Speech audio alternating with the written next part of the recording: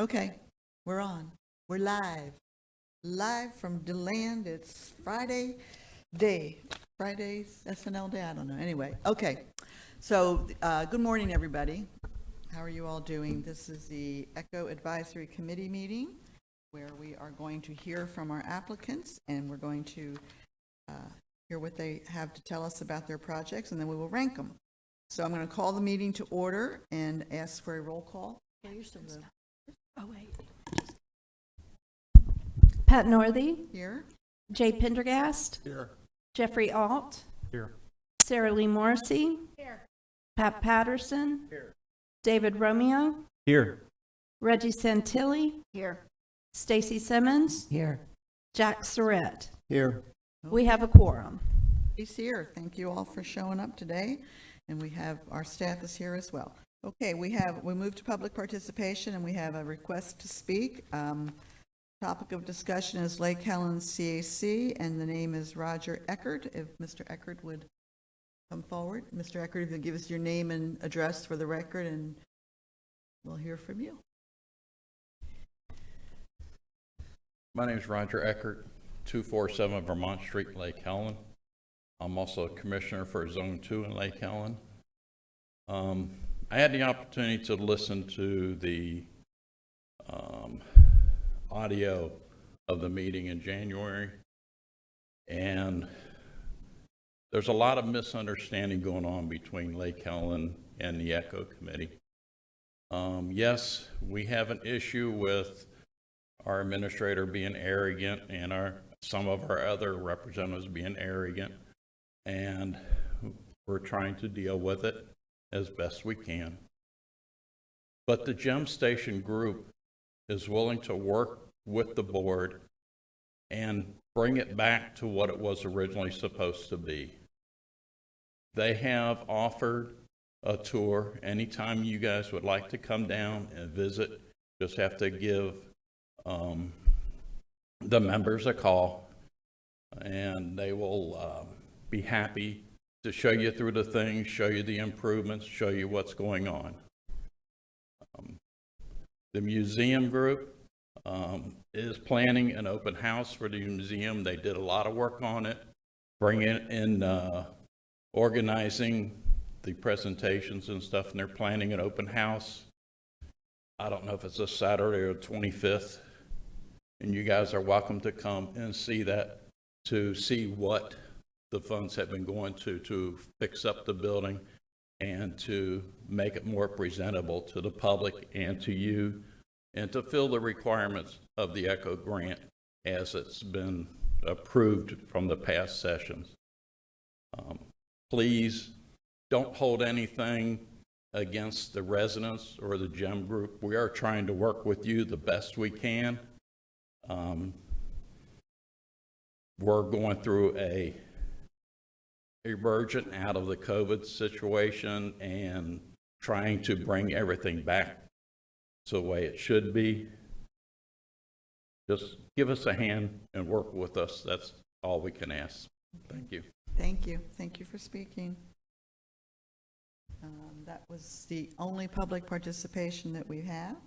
And so now we will move on to approval of the minutes for January 26th, 2023. Has everybody read the minutes? Are there any corrections needed or any comments? Otherwise, I have yes, a Mr. correction. Surratt? I was going to call you Dr. Surratt. Yeah. Thank you. My glasses. I'd like an adjustment to the minutes based on the same topic of the City of Lake Helen and the Creative Arts Cafe. It was regarding my no vote to the motion, and I agreed with what everyone was stating at the time, and I made a point that in fact my only reason for voting no and taking the action to the county commission, county council, was because I wanted the discussions with legal counsel to be exhausted before we go there. And the reason that's important is that I wanted to show that there was some willingness on our part, the ECHO committee, of letting those happen before we get into a more serious circumstance at getting with the county council. And I even by chance had a conversation with someone from Lake Helen who wondered why it wasn't in a unanimous position. And I didn't want the misunderstanding to be that I thought, in fact, that they were in compliance, Okay, because as you all know, I did not agree with that. So I did it for a particular reason, and that was not stated in the minutes. so do you have some language that you would like to have added specifically? I don't. Okay, but you want to reflect it That my no vote was because I just didn't want to take it to the You weren't county council at that time. at that Okay, time, okay. and I would rather exhaust all legal conversation. Okay, any other corrections or additions to the minutes? If not, we will file them with that adjustment or that request made. So, thank you for that. And I will, at the end of the meeting, Russ, I'm going to ask you, after we have all of our business done, if you will just give us an update on where you are with Lake Helen. Yes, ma'am. Look Your forward to it. conversations, okay? All right, great. Okay, we're going to officially open the ECHO Committee as a grant review panel.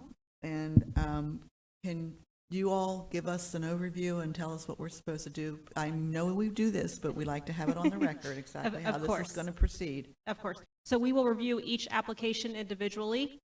The committee will discuss each one individually and score them. We'll do a roll call vote, and you will call out your score. There will be a spreadsheet up on the screen at that time, entered live as you voice your score. Any applicant scoring 80 or above will be moved on, as recommended by the committee, to the county council. When we do the average, we drop the highest and lowest score. And that is it, unless there's any questions. We do ask that once you, at the end of the meeting, you leave your score sheets for the staff to collect and keep in record. Okay. Then we will begin with the African American Museum of Arts Expansion Project. And who is, Pat, just quickly, I'll introduce what they're requesting. okay, They're requesting $498,060, and it's to expand the museum and have a bigger space for the art and programs they have. okay, all right. Reggie, you want to come on down and, so in case we have any questions of you? Ask the committee if there are any questions for the applicant. I have a question. Okay, go ahead, Reggie. Do you have a contract with CPH at this time? Yes, as a matter of fact, CPH is represented here today. We have Keith West and Michael Rogers. Immediately after this meeting, we will be having a project kickoff at the museum. But yes, we entered into a contract on the 6th of February. Thank you. Okay. I have a question about your environmental, the green infrastructure and sustainability standards. I was a little disappointed in what looks to me to be a bunch of wiggle words that don't really specify what it is that you intend to do green. I appreciate that our guideline book does not really address what we're expecting. I've asked our staff to address that today, hopefully that we can make that a little clearer, because what you all wrote was just didn't give me any specifics. Can you give me some specifics of what green infrastructure means to this project? This is Keith West, the architect. Mr. West, if you'll give us your name and address for the record. Yes, my name is Ket West. I'm an architect with CPH. Our office is in Sanford, 500 West Fulton Street. I live in DeBerry, 511 Brokenshire Drive. So what I would say about sustainable design would be that we as a firm try to push for green architecture. We're looking for things that are trying to save our clients money long-term. We look at the life cycle of projects, of the products that are placed in the buildings. We include LED lighting almost exclusively anymore for the long-term environmental sustainability of the project. We also look at ways to try to utilize materials that are fit within the environment in which the design will be held. We also look for materials on the interior and exterior that are green, as far as choosing reclaimed lumber sometimes, wood.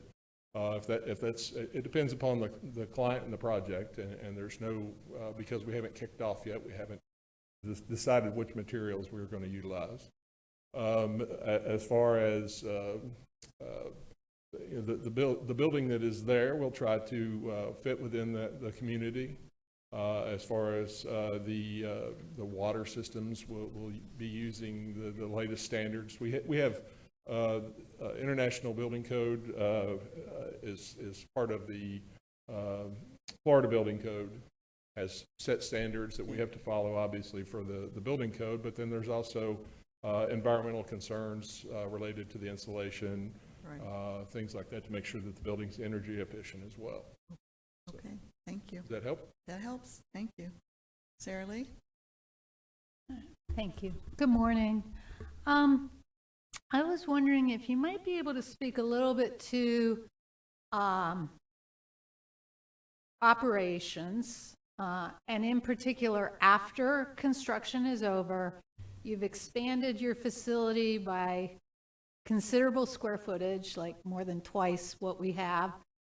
And this question isn't about the merits of the project, because I think when we visited, it was very clear you need more space, and you'd be able to exhibit a lot more materials. But I looked at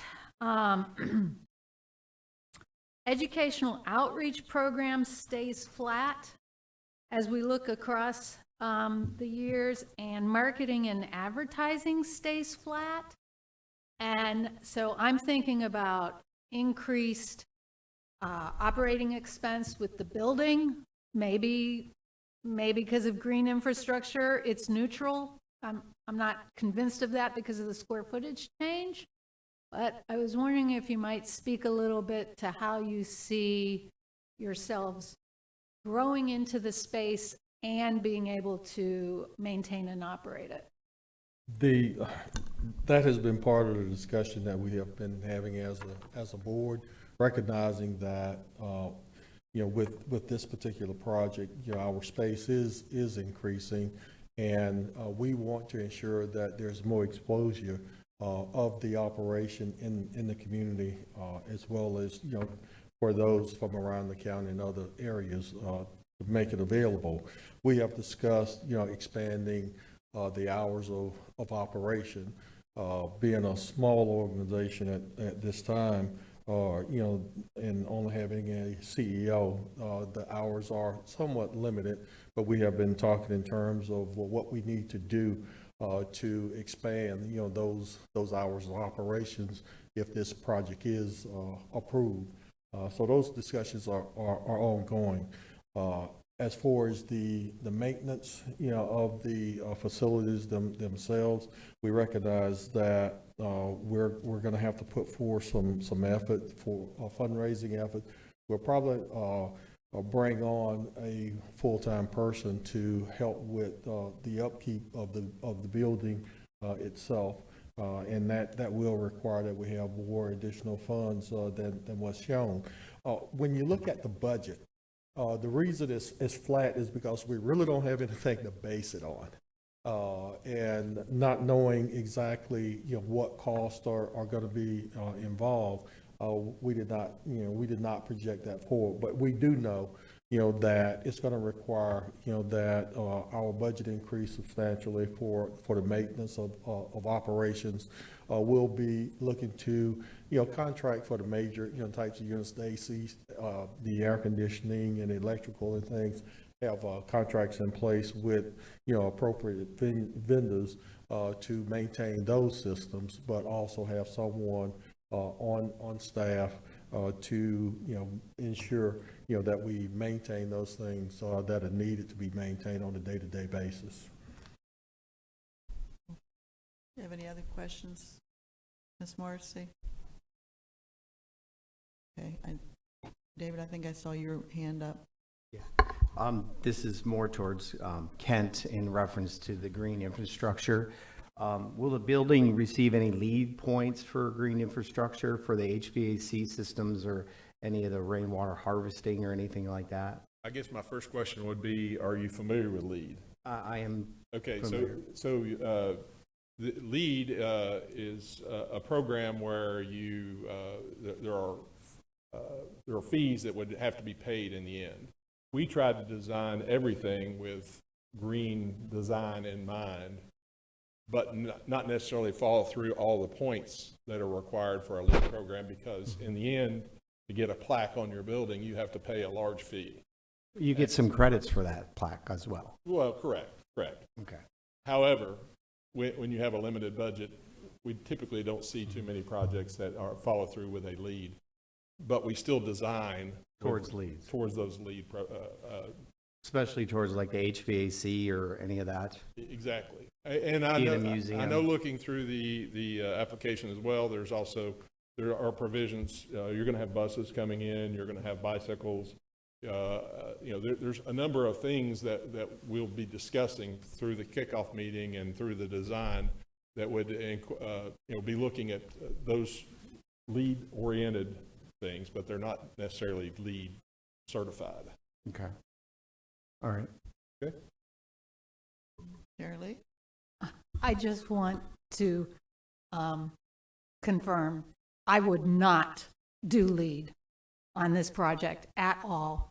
And I think that much of what you've talked about is inherent in LEED already, and it is a huge expenditure of monies that you all don't have, and you do not need that plaque to do green infrastructure. So I think your presentation, you're very knowledgeable about it. There are other certifications out there that don't cost that kind of money.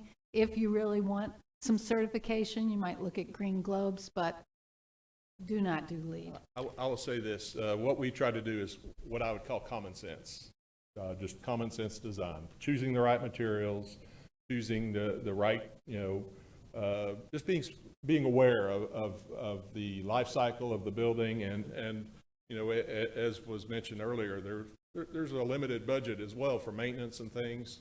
So it's even selecting the right landscaping so that it's, has minimal impact. You're not having to do a lot of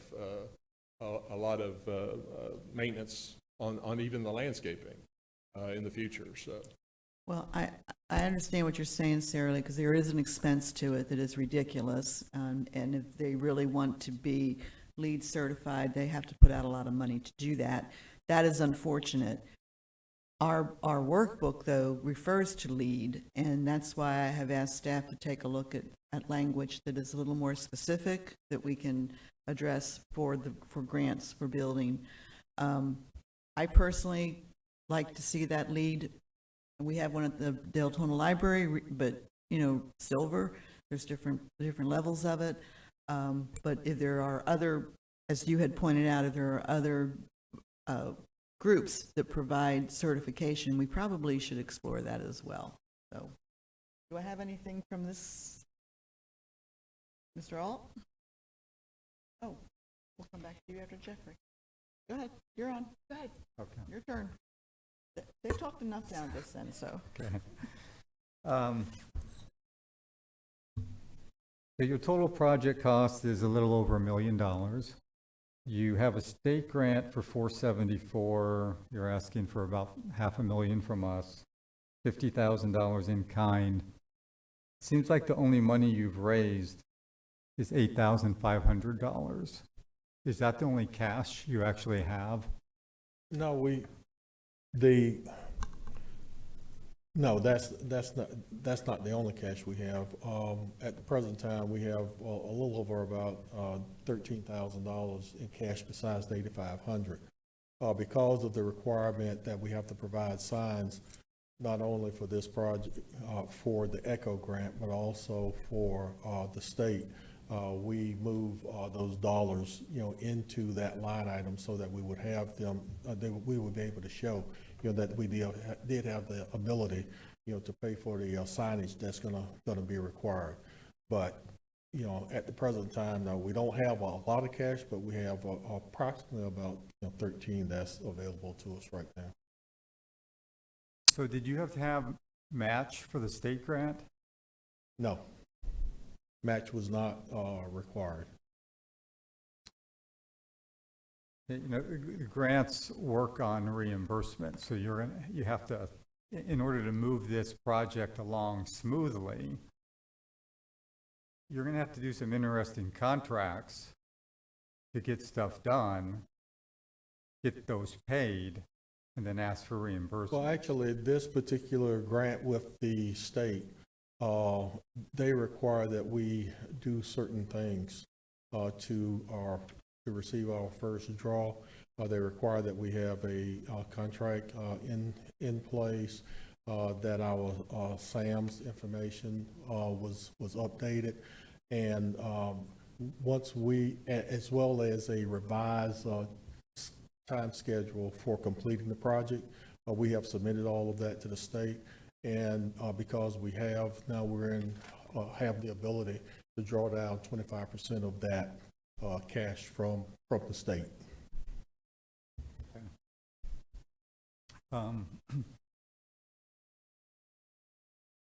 You know, the next question is, and Sarah Lee started talking about this, after you build the project, the facility, you have to operate it. Right. You know, I'm looking at your operating budget. You have an average operating budget of $46,000. Right. You state that the museum staff will include an executive director, administrative assistant, volunteers. I'm not sure how you make that happen on a budget of $46,000. We, as I said earlier, fundraising is going to be a major issue. We have the discussion with the board we have created a fundraising arm for the board. We are finalizing letters that we have prepared to go out, to potential, new members as well as participants that want to contribute, to this project.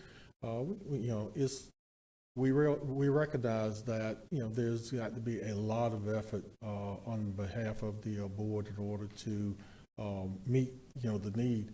But when you look at the construction timeframe, we've got, a year to, 18 months, to build this project, and it really gives us time, to, focus on, doing the necessary fundraising that is necessary to make it happen and meet that need, once the project is complete. Your construction timeline too, it says starts July 2023 through July or June 2025. That's a long time. It seems like a fairly simple build. Well, we don't anticipate it to take that long. That was the time frame that was recommended to us when we talked with staff concerning this.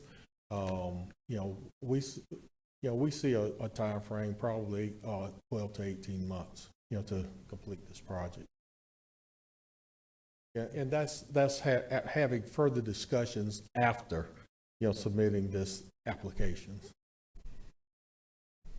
Yeah, it just, if you receive this grant, you will have $1 million of taxpayers' money into this with a, $46,000 budget. Even in 2002, when you received the ECHO grant for the amphitheater, you had an operational budget of around $96,000, $97,000. So in 20 years, you've gone backwards. You have a lot of wonderful assets. In order for you to grow, yes, you do need a bigger facility. But, my point is that structure of that board and fundraising should have been in place prior to this.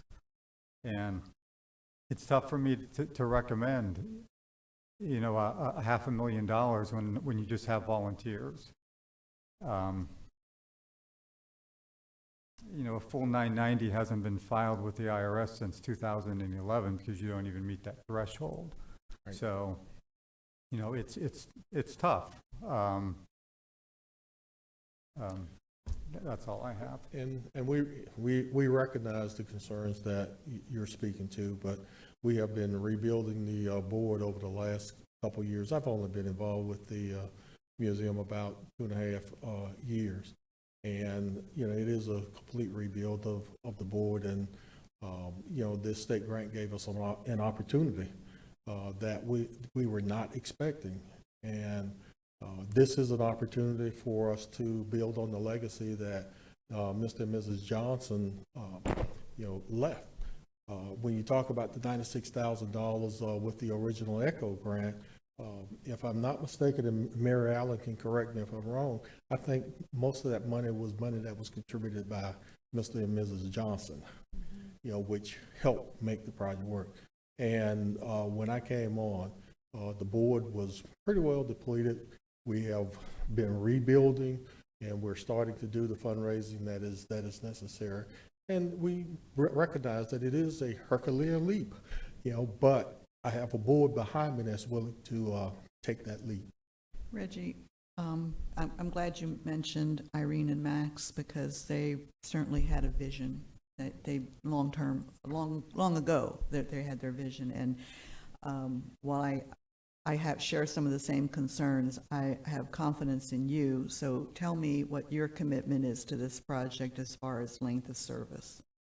As far as length, I'm here to ensure that this project gets done, that we have a solid operating base. I'm not going anywhere, unless the Lord takes me for the next, 5 years. My commitment, So your commitment is to make sure that we get this done and that the museum and the organization is on a solid financial footing. Well, you all do a lot of stuff now. Yes. And frankly, I understand the concern. I noticed in your budget that you have I think it's $60,000 in the later years. I guess that's for a staff person at some point or some other help. But I'm going to, use the Enterprise Museum and the Enterprise Preservation Society. They don't have people on staff either, and they are incredibly successful. So I think that if your commitment is to this project, and I have confidence in what you do.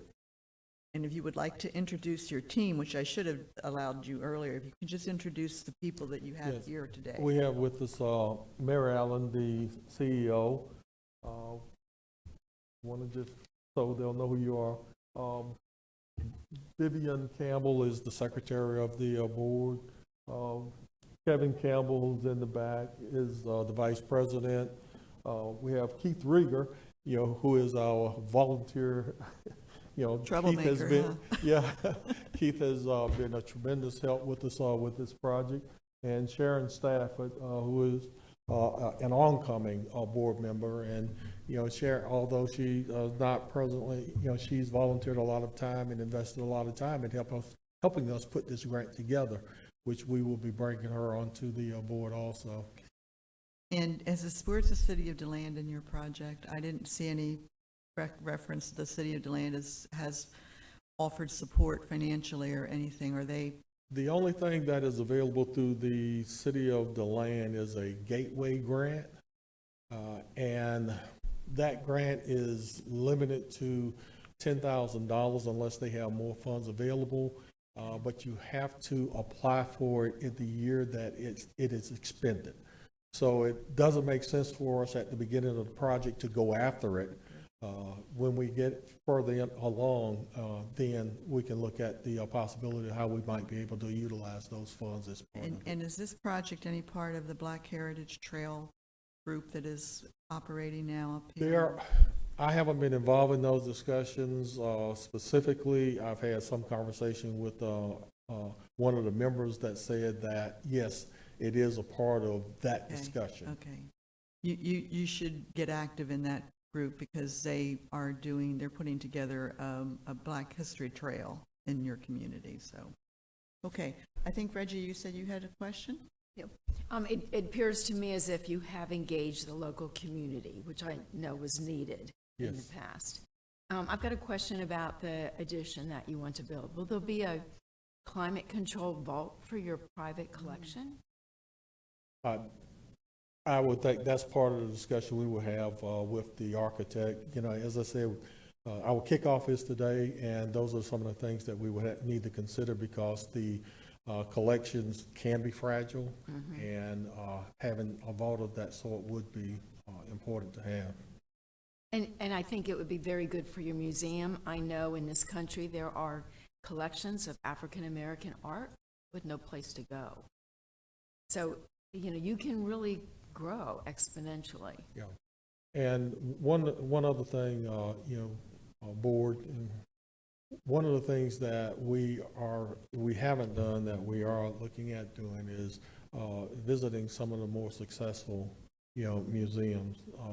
We've been told about one in Fort Lauderdale that has been very successful, and we want to take a look at it.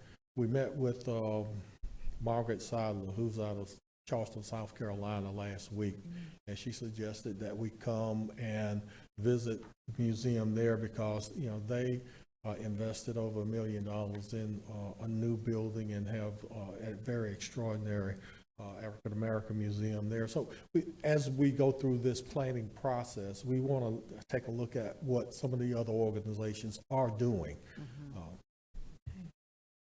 Are there other, I'm going to go to my right, are there other questions or comments? Or no?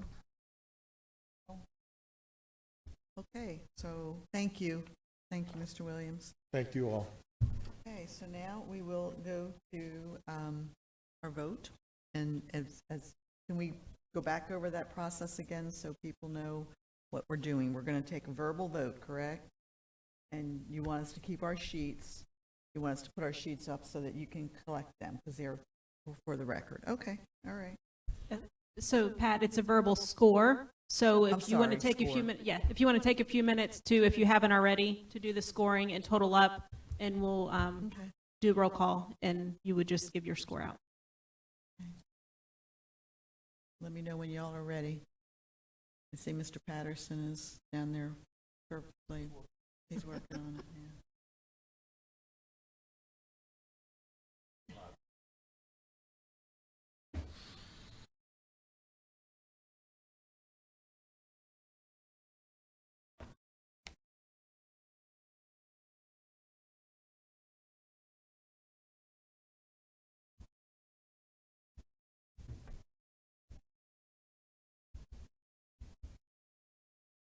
Oh, yeah, don't forget to put your name.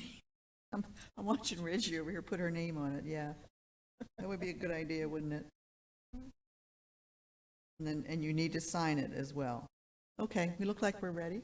Want to take a roll call of our scores? Pat Northey, 87, Jay Pendergast, 90, Jeffrey Alt, 58. Sarah Lee Morrissey, I'm sorry, we're still lead over here. you're what? We're still debating lead. 80. Pat Patterson, 80. David Romeo, 86. Reggie Santilli, 84. Stacy Simmons, 78. Jack Surratt, 90.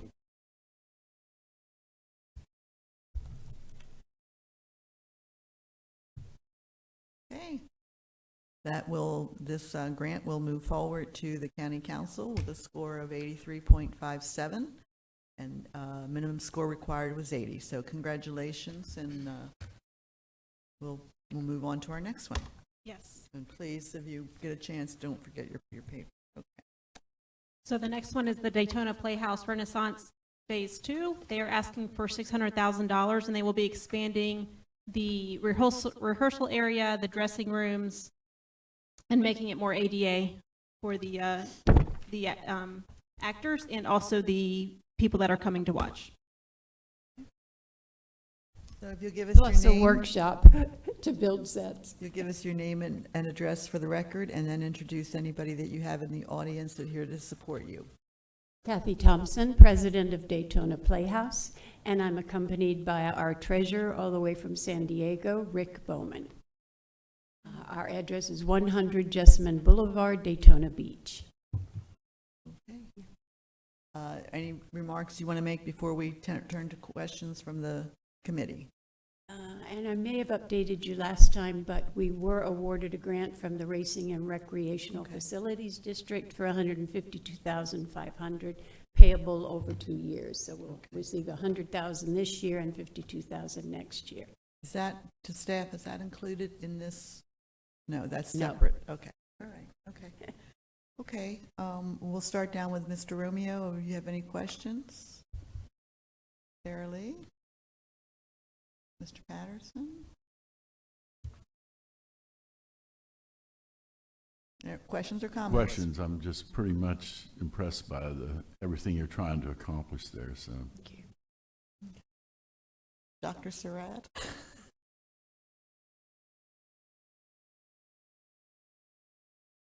Sorry, I was interested with your connections to other organizations. First of all, I was impressed with your summer programs and all that with kids, and I thought that was really nice and kind of within the spirit of ECHO. But in addition, your connection with the Historical Society, I know in Daytona Beach, tell me a little more about those relationships. What we've done is often support fundraising by those other organizations. So we will provide the entertainment to them for free. So for example, last year, Lillian Place wanted to do a mystery dinner theater, tried to start it on their own and contacted us, and we took it over. It was so successful, we did additional shows for them, and it became a pretty important fundraising event to them. And we advertise then for those organizations with their events in our program and through all our electronic bulletins. So you're facilitating fundraising on their part through your facility? Yes.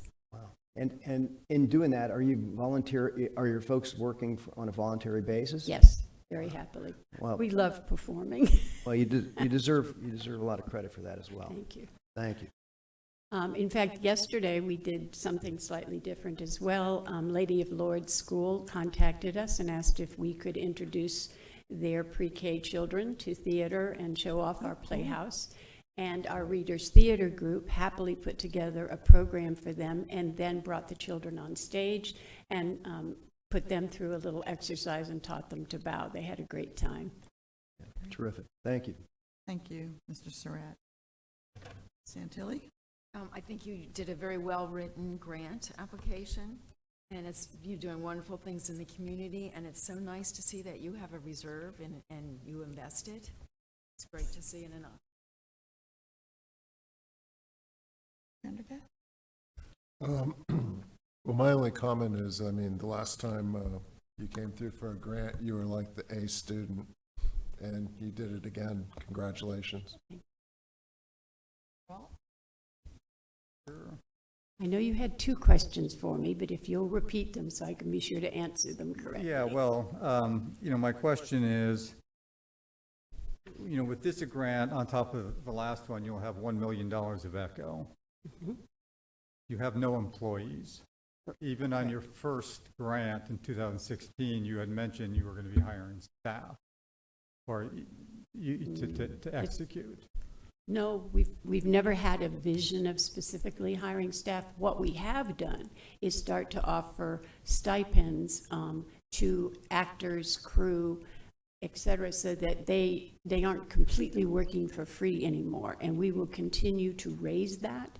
We pay some of our talent, for example, our directors, choreographers, musical directors, live orchestra are paid, and they are paid a fair community rate for their services, but they are contract employees, not full-time on the books employees kind of thing. We also pay a master carpenter because he's insured and we want that. But again, he is an independent contractor that we pay about $7,000 a year to. You have a great space there, and the location is incredible. You have your impact numbers you have listed right around 10,000. people Mhm. served. Any way to get that up? I mean, you have a lot of dark nights. Right. And that's one of the advantages finally having a true rehearsal hall will give us. So for example, right now, I have to space the shows out by about 4 weeks because we don't have enough rehearsal space that they can be ready to go within a 2-week period, for example. And that's an even bigger problem right now for our sets. We can only build one set at a time. We just have no room to store a second set. And this new workshop will provide that opportunity so that not only can we either run more shows or we can lengthen. For example, our production that opened January 6th, Love, Sex, and the IRS, it sold out our second weekend by the first week.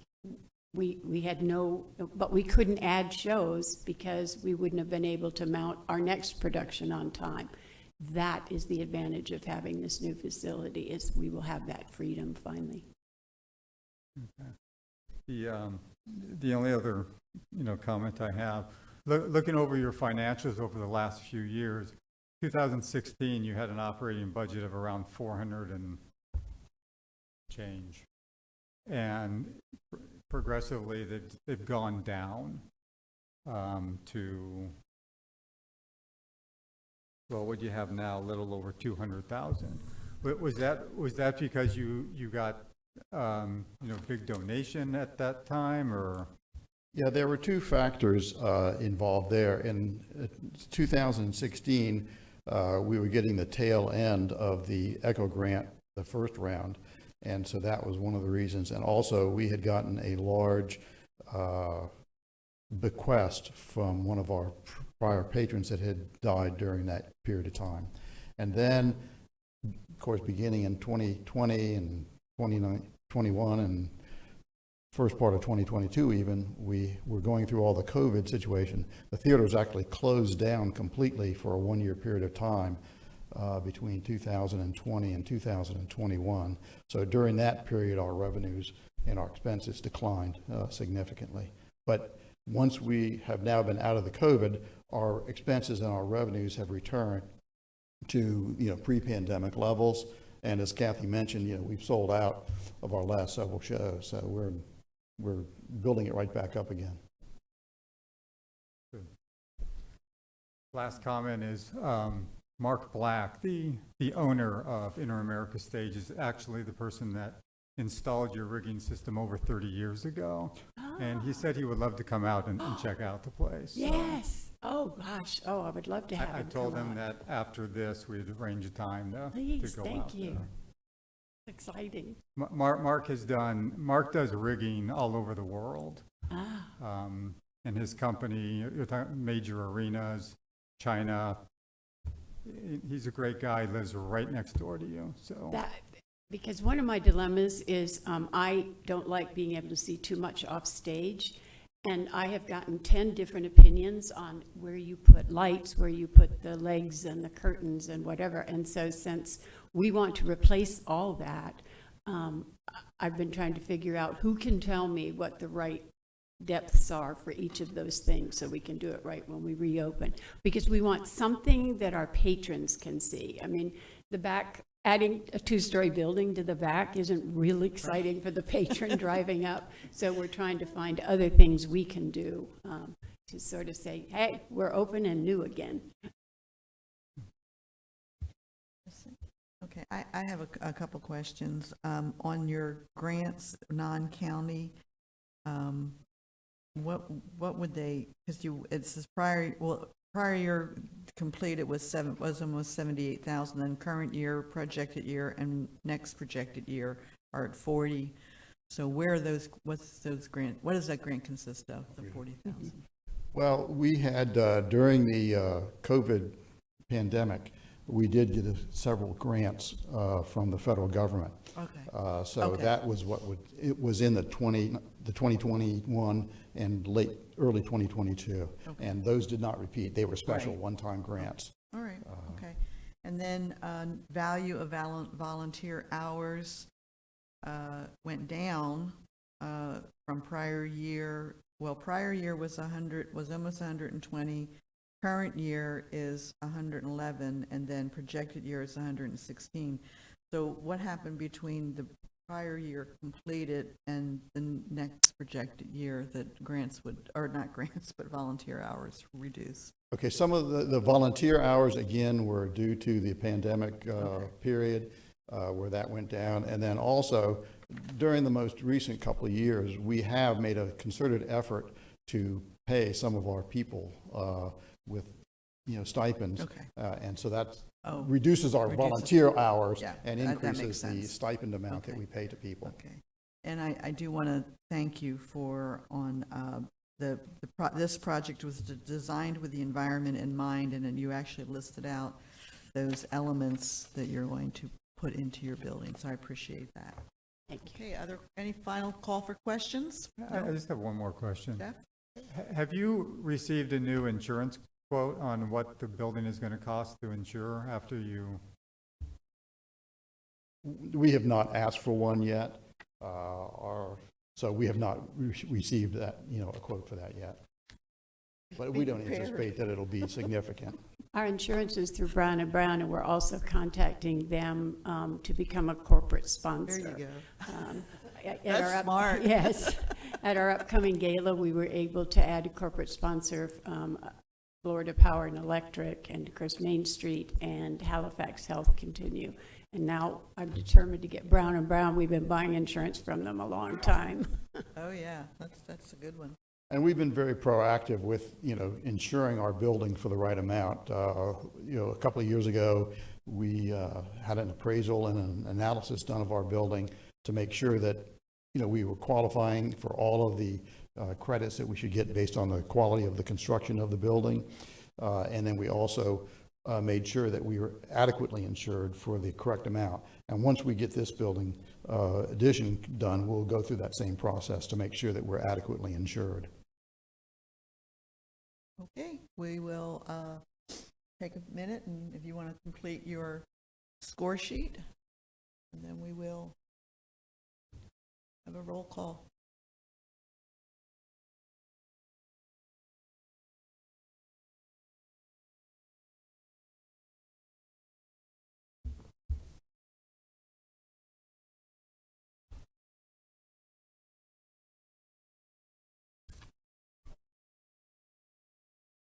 We ready? Okay.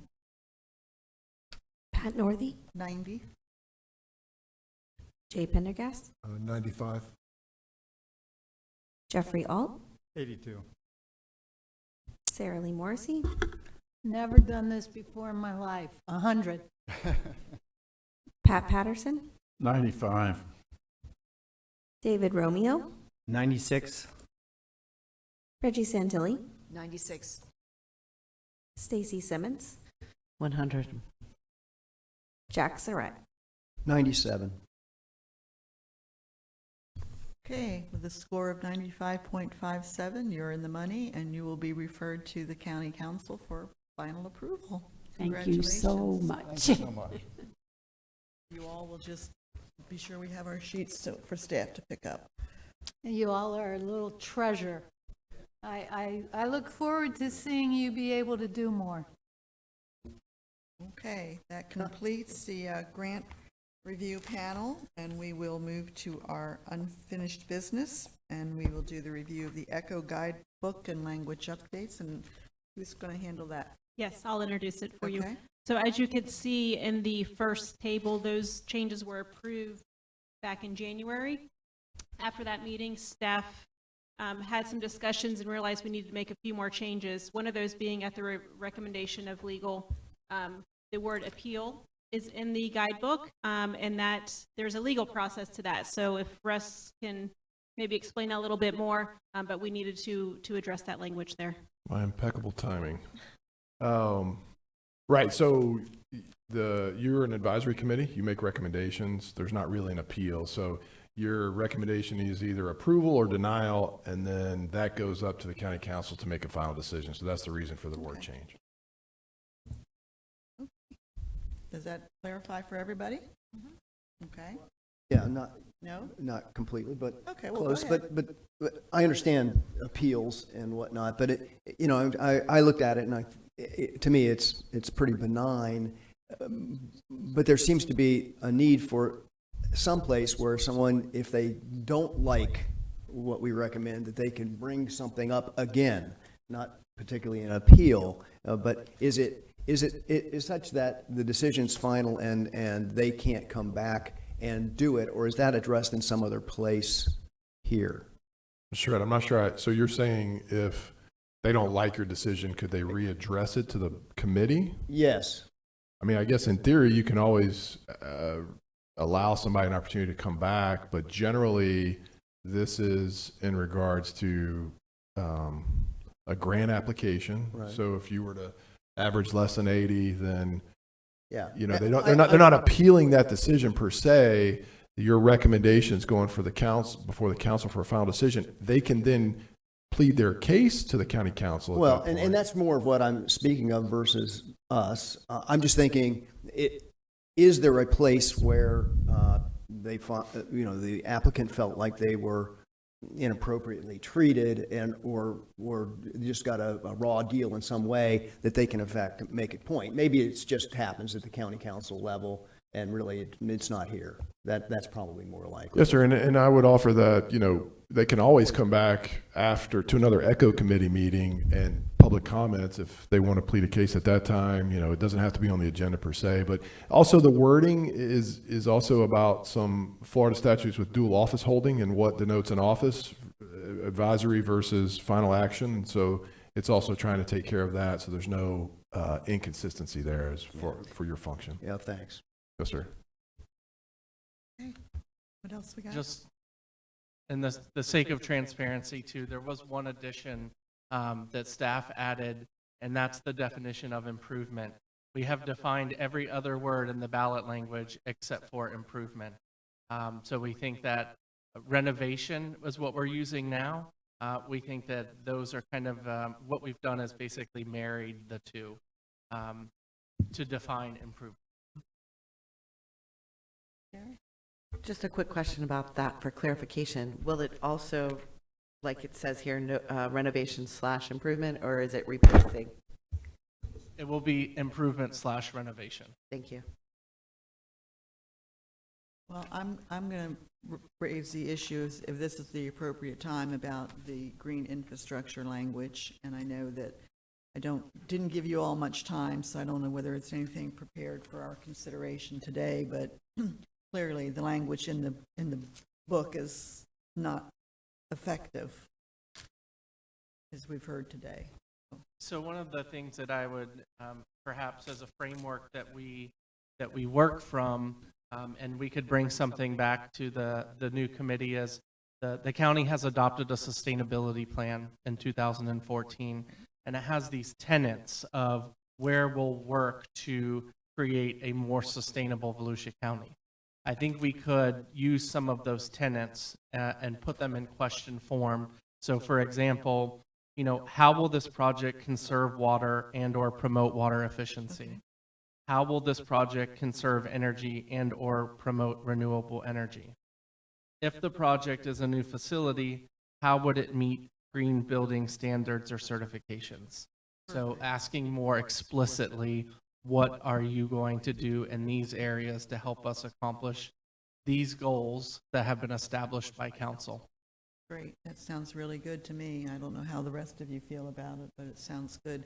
So my question to you then, Russ, would be, since that's not an agenda part of the changes, can we adopt that as part of the changes, or do we need to have that come back to us at our next meeting, which is when, September?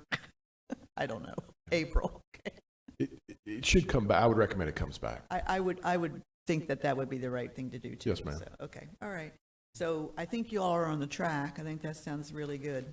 And I'm seeing heads nodding, so, okay. Other questions on the review of the ECHO guidebook language updates? You want to, Sarah Lee? Question. So one of the things I've noticed that we fund and it troubles me a little bit. And I'd like to hear how we justify it, particularly renovation/improvement. We are funding playgrounds that we already funded. And basically, they're replacements. You know, playground equipment that was funded in the first round of ECHO has now, you know, it's basically maintenance. And we're funding a replacement of something. How are we justifying that? So if we have funded a playground before, Jill is we check. We're not funding it twice.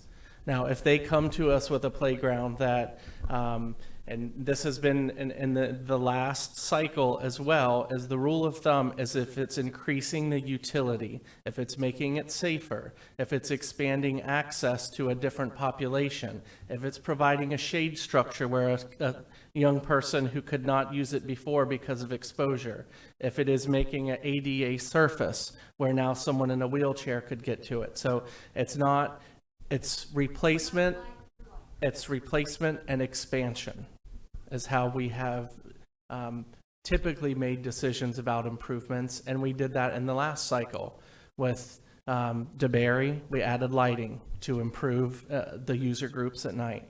You know, we did 2 playgrounds. They were adding ADA accommodations for an expanded audience. So that's typically how we have done improvements. We're not straight up maintenance. And Jill is she monitors that and makes sure it goes back if we've paid for something in that area before, that we're not paying for it twice. Because that's part of the agreement, is that they have a 20-year plan to maintain, some even 40, maintain that piece of equipment. Did the county ever hire handicapped specialists for our parks? They were doing that, somebody who... I don't know if we've hired someone. I know we've got certified people now Okay. who've went through certification. Okay, all right. Okay. Just a quick question while we're talking about playgrounds. Did we come to the assumption or get some feedback that life expectancy of playgrounds is about 20 years? Or is that where Yes, we're going? typically. That's what we see, and I'll let Tim Bailey jump in here too, but if you look at his budgets, it's about 20, a little more. When we get into some of those situations, it's with shade structures. And we made that very clear with Chris at their grand opening, that he needs to have a contingency plan for those shade structures that may not last 20 years, and he knows that that's his responsibility to maintain and replace.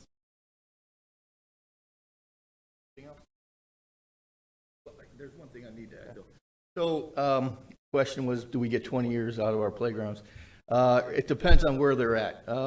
Jessica Fentress is in the audience. She has beachfront playgrounds. They don't last as long as, say, an interior park.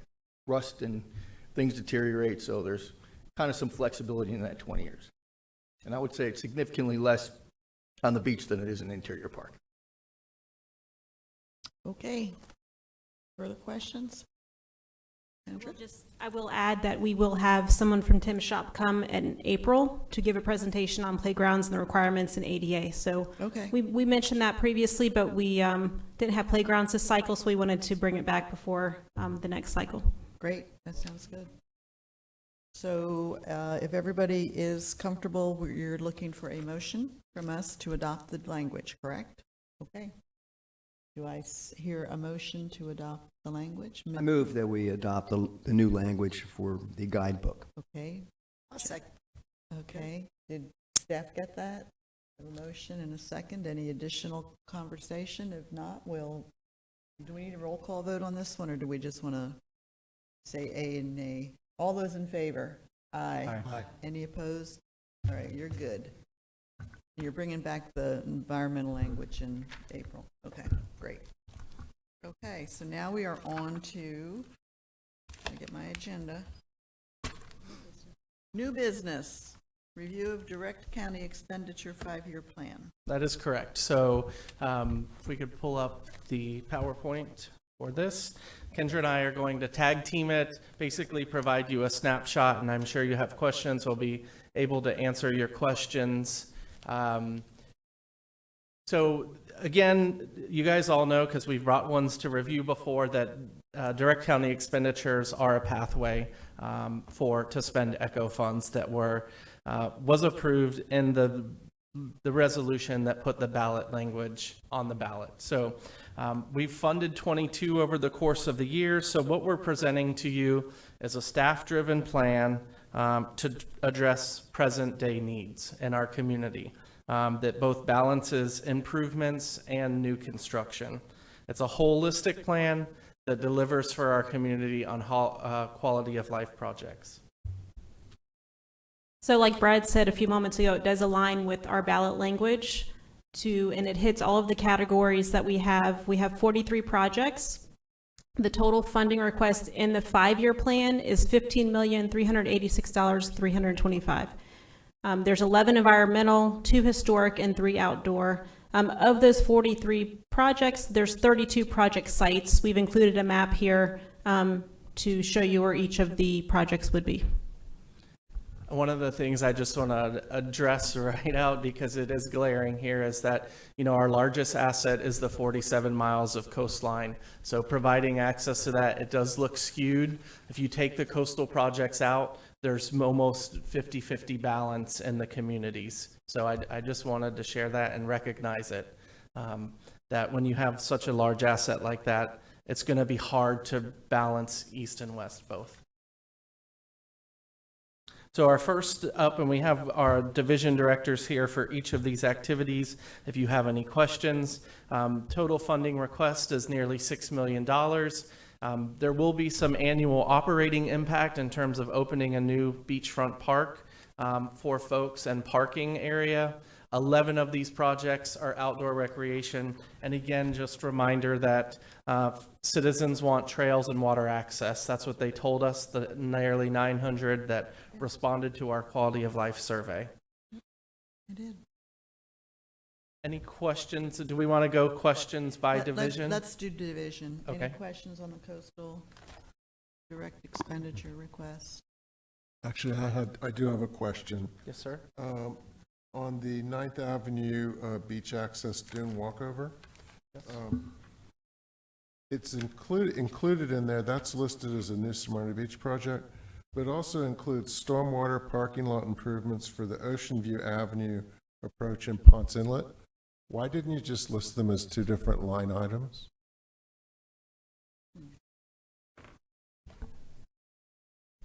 We'll let Jessica Fentress, our coastal director. Good morning, Jessica Fentress, Volusia County Coastal Division. What you're looking at is our direct budget report that comes out of our budget system. And the way that we entered it, they wanted to see it broken out by year and by asset. So you'll notice we also have 2 assets in year 1. We have Tide, and it's a walkover that goes by 2 names. Floral is what's on the plat, but the residents call it, this is really tiny, the Seawoods Boulevard walkover. Mm-hmm. So it's a formatting in the way that we do our budget input. Okay. I just was curious that there were 2 different parts of the communities and different on the same thing. And I spoke with Kendra earlier this morning. This was prepared prior to the storm events because it's our budget output. Some of these projects are going to change in your future years. Like Frank Rendon Park is listed there. As you may be aware, Frank Rendon Park was completely lost the entire seawall. All the walkovers are gone. If we can build back with FEMA and use other resources, we'll come back to the commission and the committee and let you know that, we'll step aside and we'll provide any, balance obviously back to you. Okay. That was my question. Thank you. Thank you.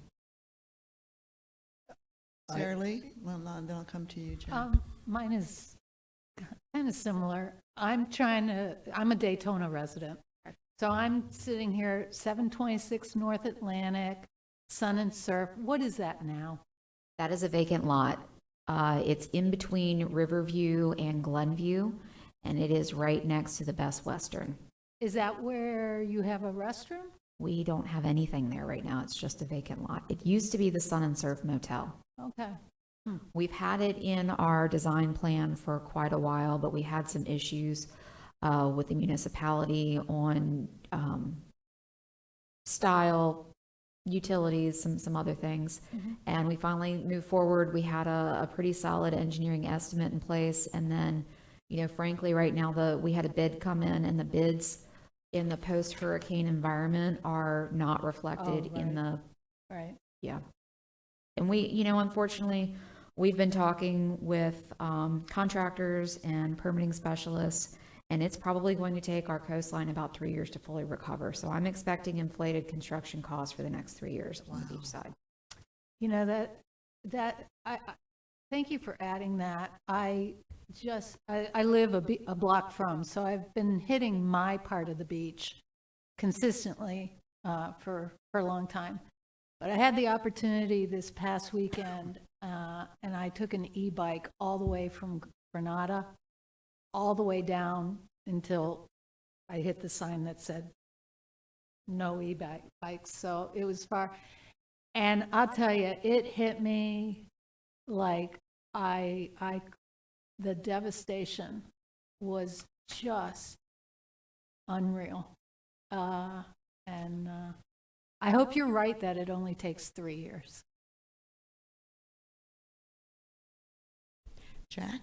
Yeah, I have a number of questions on the entire program versus these specific Okay. places, and I don't know where we are going to get to that, or maybe we wait to the end. Yeah, I'd like to go through each Good. of them. And let me ask one question about these divisions here.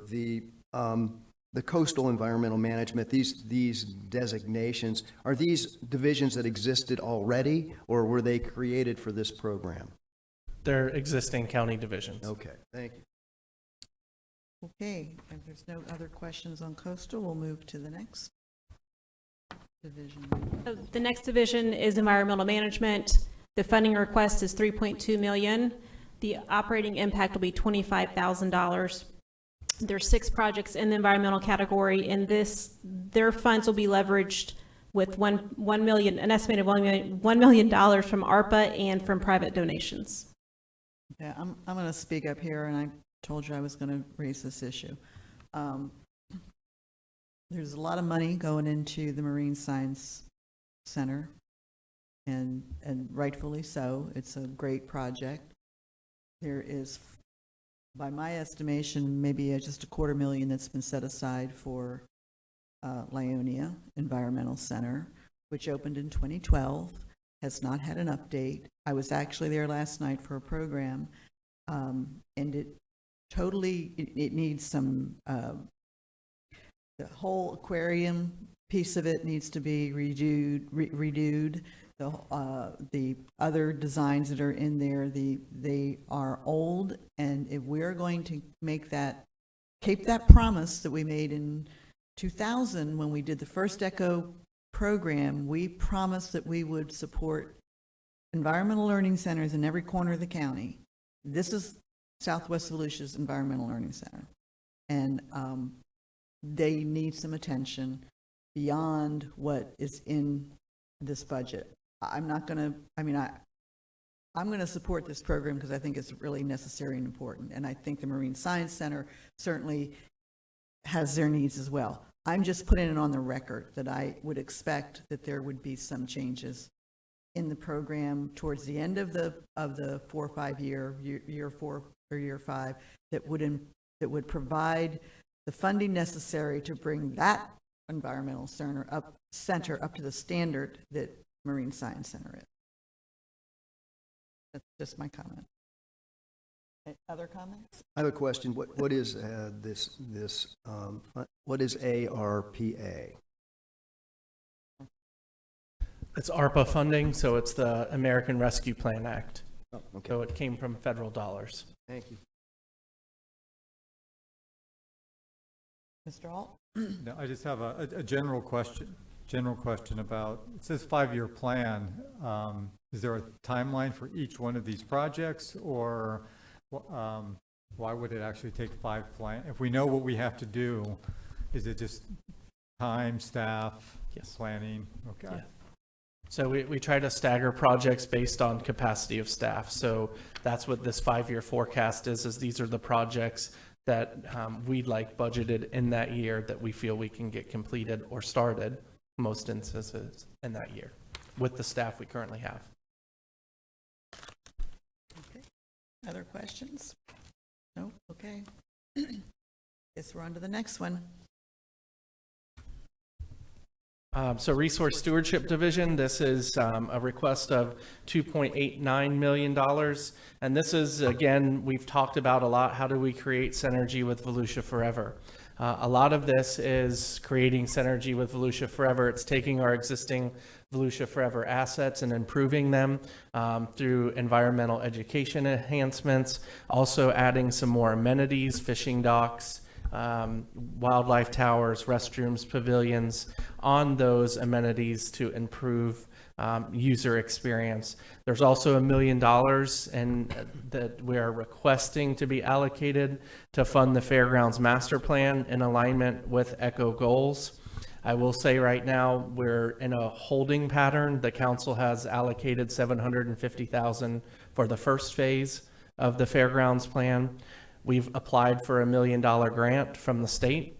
We're in a holding pattern right now with the state. We should know if we make it past if we get funded and make it past the governor's veto pen in July.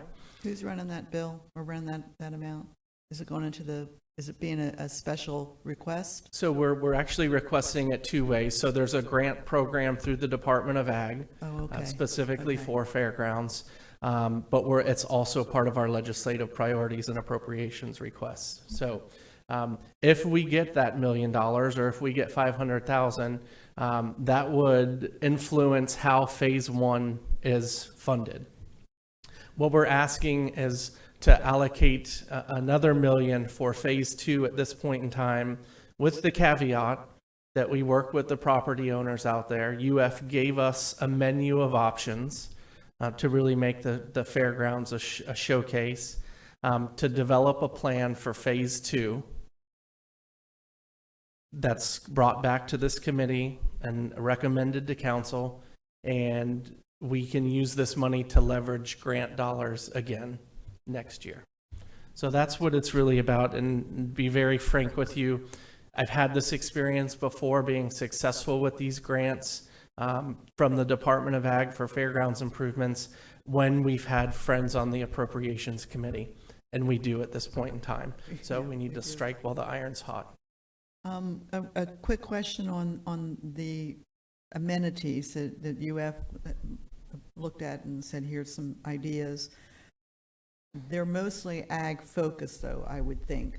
I mean, right now we have a couple buildings. I love this project, by the way. I think that the fairgrounds are just properly set in the center of the county, and they're easily, it's easy to get to them from wherever you are. So I think that this is really a good idea. I just wonder when you talk about amenities, what are you talking about? So they gave us multiple options. I think one of the things that, and again, I don't want to get ahead of council, but I'll give you some options that I think that would align with ECHO, and that is that there was talk about a facility that highlights Volusia Forever properties, kind of like a historical, like here's what we've done with Volusia Forever, highlighting the different preserves. So how could we make the Hester Dougherty building more into a community gathering space, but also an area where you could learn about the different preserves? Also expanding a patio onto the Hester Dougherty with a stage that could be used from the inside or the outside of the building for entertainment, or some sort of shade structure that would allow some sort of concerts to go on there. Is acquisition of additional land included in that? Because I know that Bobby Luther has the property and Sadiq to the west. So they did. Acquisition is a possibility. Okay. Yes. Okay. Is any sports out there?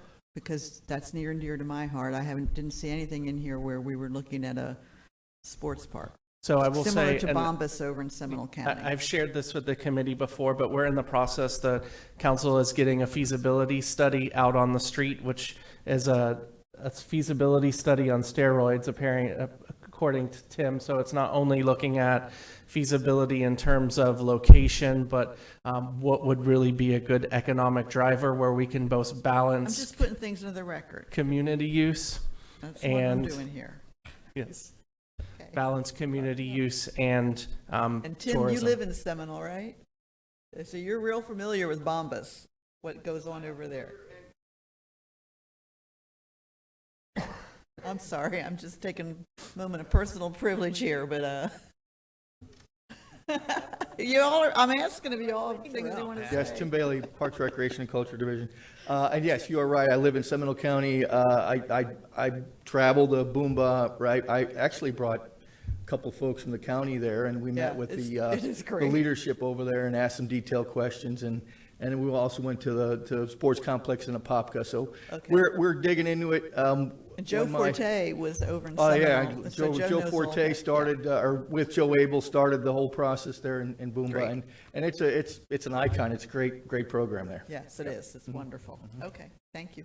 I put that in the record. One of the things I didn't make clear at the beginning, and I'd just like to make clear, is we would, into the future, like to bring back the direct county expenditure plan along with the grants. So if, when you're reviewing grants next year, we will bring back this plan to give you an update on our progress and any suggested or recommended changes to the plan.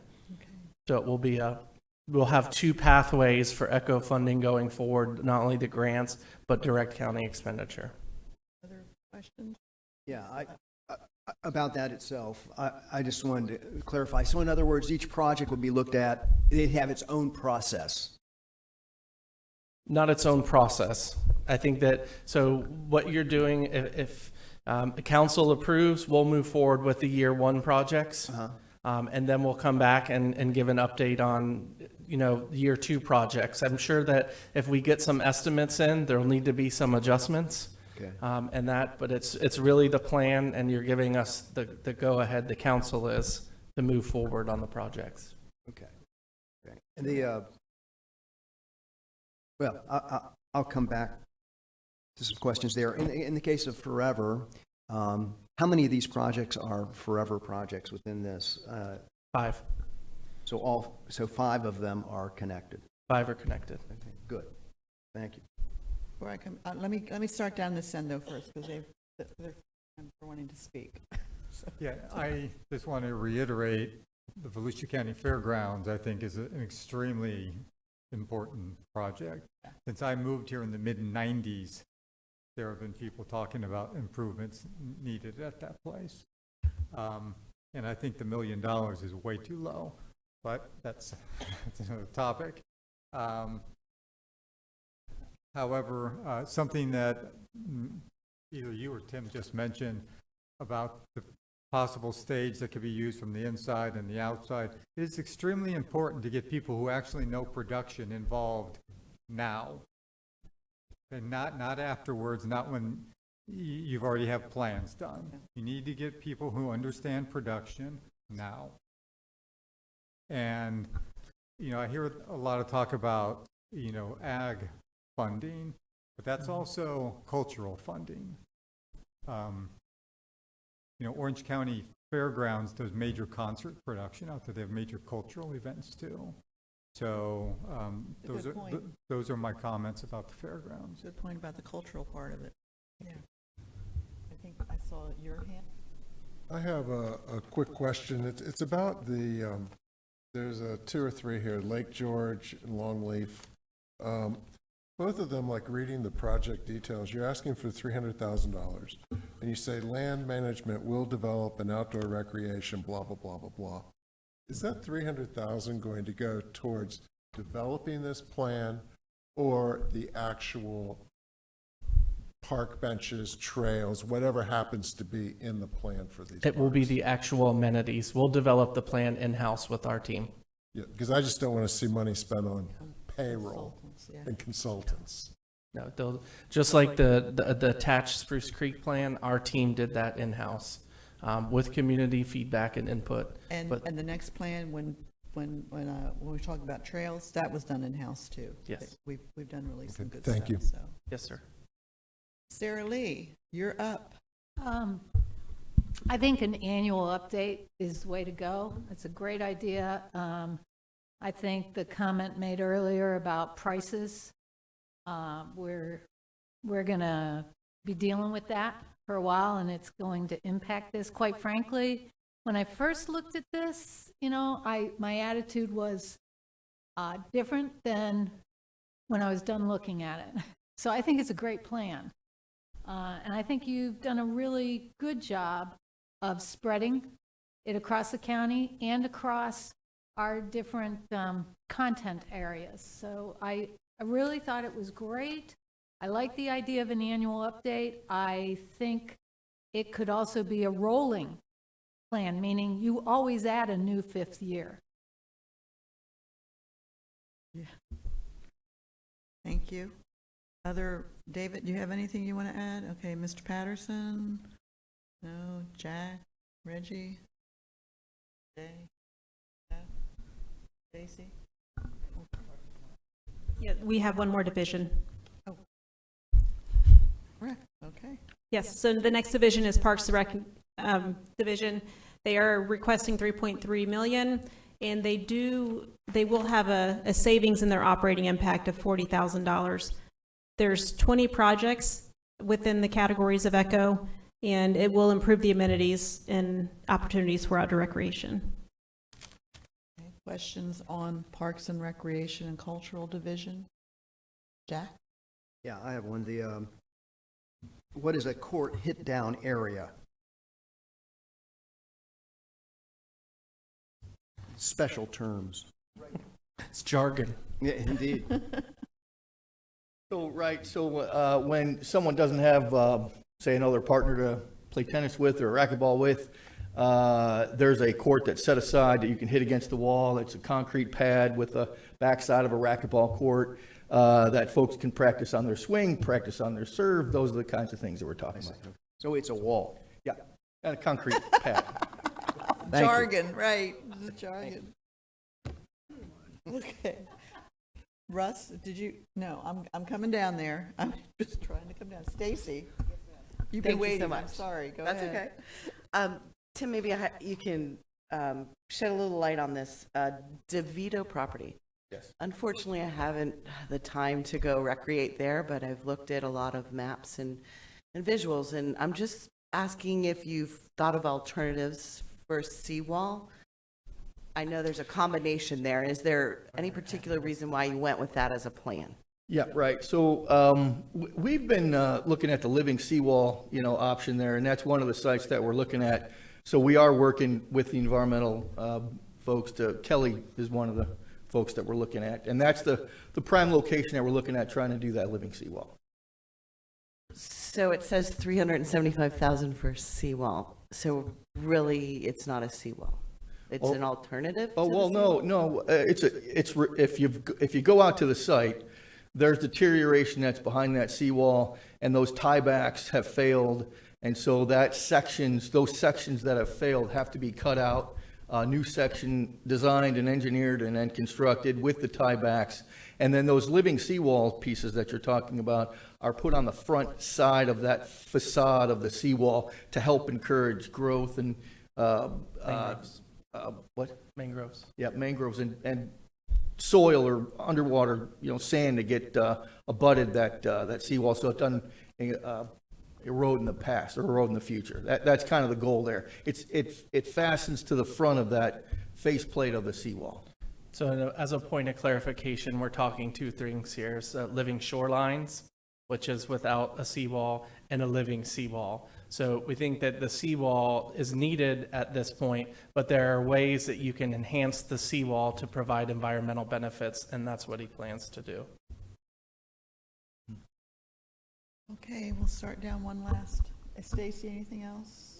Okay, Jeffrey, Dave. Okay, we're done with Parks, Recreation, and Culture, and what else is next? Or That's it. general, you want to talk about Doris Leeper or not? Sure. Yeah, what? So we might as well Door talk Sleeper about that was, before we have Door Sleeper was in our resource stewardship budget, and the team has developed a amenities plan that we think will really take things to the next level at Door Sleeper. With the new acquisition of the Doan property, we really see it being kind of which is at the corner of US 1, just north of New Smyrna Beach, of the airport.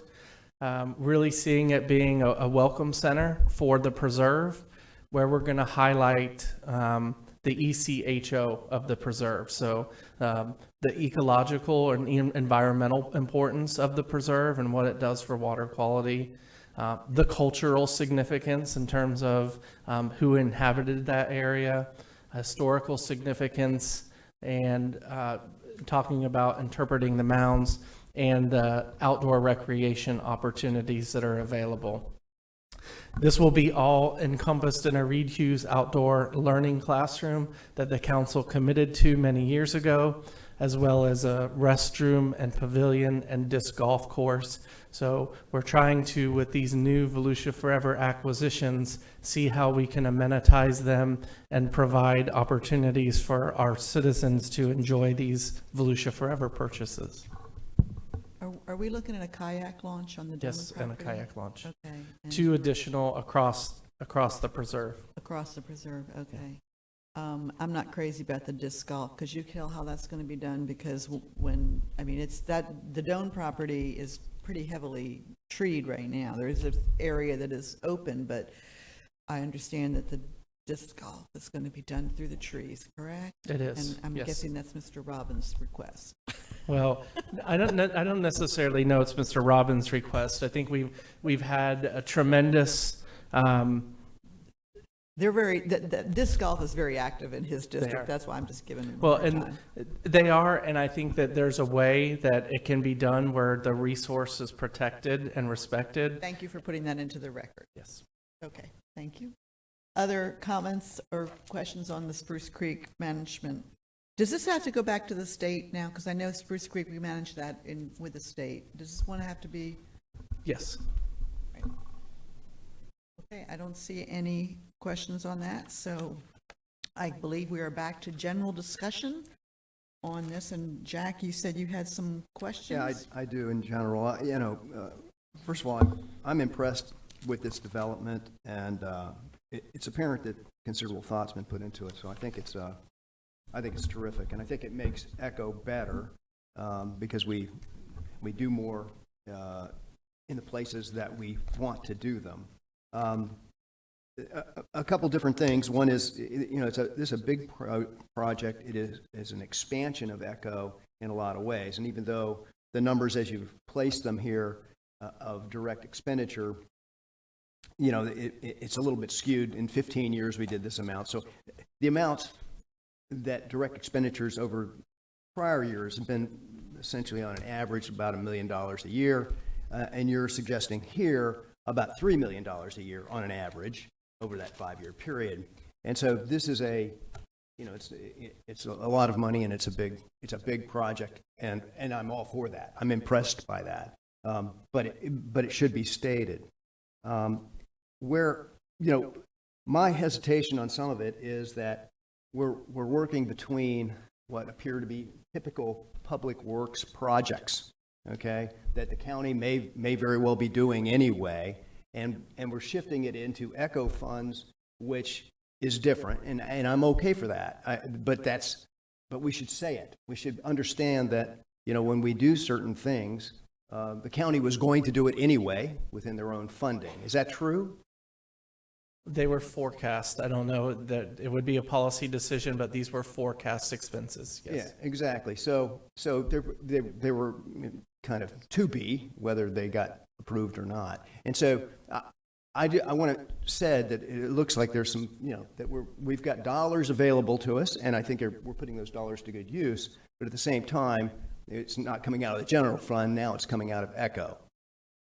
That is correct. Okay. And so when I look at them, should there be more guardrails, if you will, here between these different projects, because truly with ECHO, you can justify all the projects you have here by one of the letters, right? It's always there. But is there any other way, for instance, the maintenance of these projects, right? I look at when you say maintaining the projects, well, I think, well, we don't maintain projects in ECHO per se, but we're talking about maintenance of projects with ECHO funding. Is that right? So are you talking about the operational impacts? Yes. No. Those, I have asked the team to develop those as we present this to council. They'll want to know what the operational impacts of implementing this plan will be. So that's general fund operational impacts. Okay. That is not funded by ECHO at all. I see. Good. So that's why it's a separate category. Yes, sir. Great. It's even better. In general, I think that there should be, as do total projects, I think there should be more environmental projects, and I think there should be more historic projects. Is there any way that we can better direct the spread against those two areas? We've tried in this plan. I'll say we've got 11 environmental, and that's nearly as many of the environmental projects we've had in 20 years. So we're getting there. I hear you. Ginger's happy to spend ECHO money. Good. She's our environmental management director, and I know that some of the projects that Jessica has, she talks about working with environmental management to enhance the educational component of some of these things that we're doing, like at the boardwalk as an example of what she's provided. Once we have the boardwalk, how can we use that structure as to educate people? Right. Yeah. Well, I think it's real important. And I will say, in terms of historic, we're limited in county assets, limited in terms of our county assets that are historic. But we did make investments in DeBerry Hall for this round. You did. Right. I hear you. And I think it's more difficult in general. It's harder, historic projects. I agree. It's just something that we always talk about. And I agree, too, that there should be some sort of annual discussion. So there'll be an annual update. And perhaps could projects be added or even deleted along the way based on this being a 5-year plan? Yes. Okay. It's a fluid plan, and if there's any recommended changes, it would come back to you. I would also remind you that ECHO is subject to an annual audit. So we've already had discussions with budget on developing separate accounts for each of these projects so they are auditable.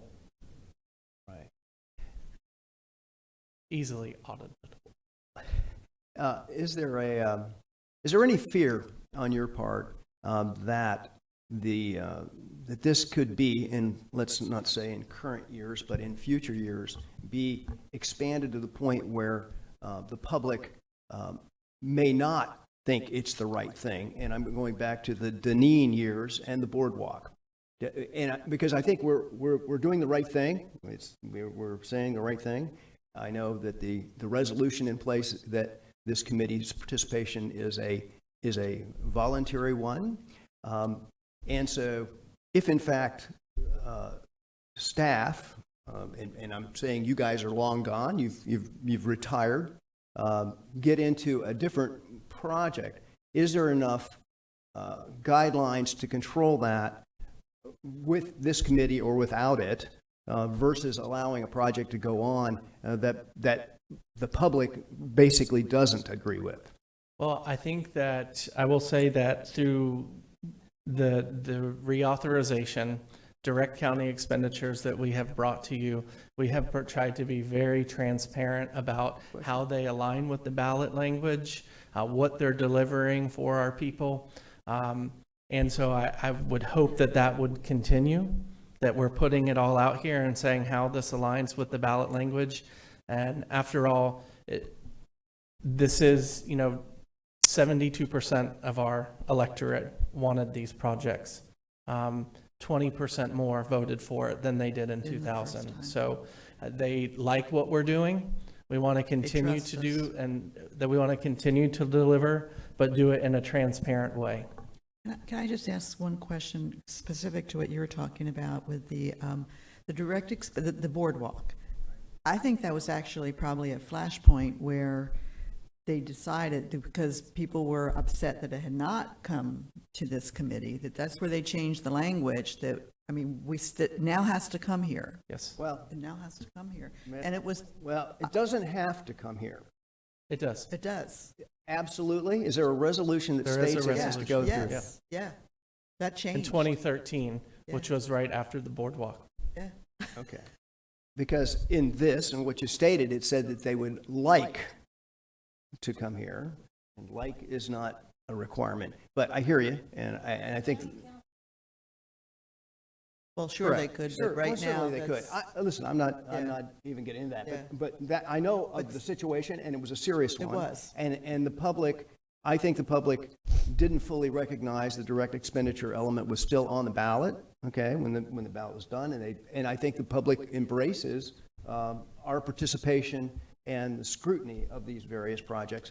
And I just want to make sure that we're in place with that, and it doesn't get off track to what the public sees or wants, and that we find ourselves in a position, not today, because I think you've been incredibly transparent, and I think the projects are good ones, okay? So I'm not saying now, but that stays in the back of my head, and it was a difficult circumstance, for sure, and I'm certain you know that. And I just want to make note, Jack, that you were very instrumental in the campaign for the reauthorization. You contributed to it, and you were engaged in it. And I can tell you, as the chair of that campaign, when we went out and talked to people, and the direct expenditure came up, and of course it was, COVID time too, which was a little difficult, but we had lots of Zoom. We were clear that we didn't hide from that language, that was in there, but that there was the new process that did have to come back to council. So, And and I thank you, hope Jack, for what you did for it. that this is a staff-driven plan based on community needs at the ground level. I hope that will buffer against some of that criticism. That these are projects, all of the projects that are presented by these division directors are what they're hearing from the community that they want and need. Fair enough. Thank you. Jay? Yes, I have a couple things. Obviously, I support this. However, I am disappointed in the lack of historic. And one of the county-owned properties that's near and dear to my heart, because I drive past it every day, is the Blanchette property. And that's not included here in the 5-year plan. And that's the perfect example of demolition by neglect. And it's sitting there, and they have these kiosks called the Reed Learning Center in the, that was supposed to be an environmental learning center when that happened, and that's obviously never occurred. So I was disappointed to see that was not in at least a 5-year plan. I mean, the termites are going to beat you to it. Isn't it torn down? No, not It's yet. Not yet. But you've got two historic. Putnam, right? It's like the Putnam. You have two historic buildings that are sitting there completely deteriorating. And it's obviously been overlooked in these future plans. So I would like to see that come back. And, if you're going to demolish it, I mean, you could always say, we're restoring the site to the way it was when the Native Americans lived there, which was before you built these little cracker houses. So but you're looking for there's something probably on that. even a historic reason to take it back to its original state. However, I think it's a shame that property has just been completely overlooked. And especially with all the expansion of the Door Sleeper Spruce Creek Preserve, because it's adjacent to or very close to it and could become adjacent very soon. So I did want to bring that up, that it's something that really bothers me. And then the other thing is on page 5, Jack, Frank Reardon Park has the wrong address. Okay, thank you. So now I'm becoming a person that reads the Grumpy old man. addresses, grumpy old person. But at any Grumpy rate, old man. I do like the idea of the plan. I support it. And I'd just like to see some more historic in the future. Thank you. Thank you. Mr. Ault, any comments, questions? No, I enjoyed reading this. I think it's a great start. I think my only comment is, and it might be because I'm not really sure where the boundary is for county and cities. The two zip codes with the highest number of homeless children that really need help with passive parks is 32114 and 32720. And that comes from the Advent Health Master Community Needs Assessment that they worked on last year. There are two projects in those zip codes. I'm just not sure where they fall in to that. That's just the comment that I have. Those two zip codes. I don't know if there are any other county parks within that area. And then the other question I have is, and I'm glad Tim's there, and this comes right from, county council meetings, is Bennett Memorial Park. And that was part of the ARPA workshops, and then it was passed on, well, we're going to use ECHO funds for that, and that's not in here. Can you give me an update on that? Right. So for those of you that are not aware, first of all, Tim Bailey, Parks, Recreation, and Culture Division.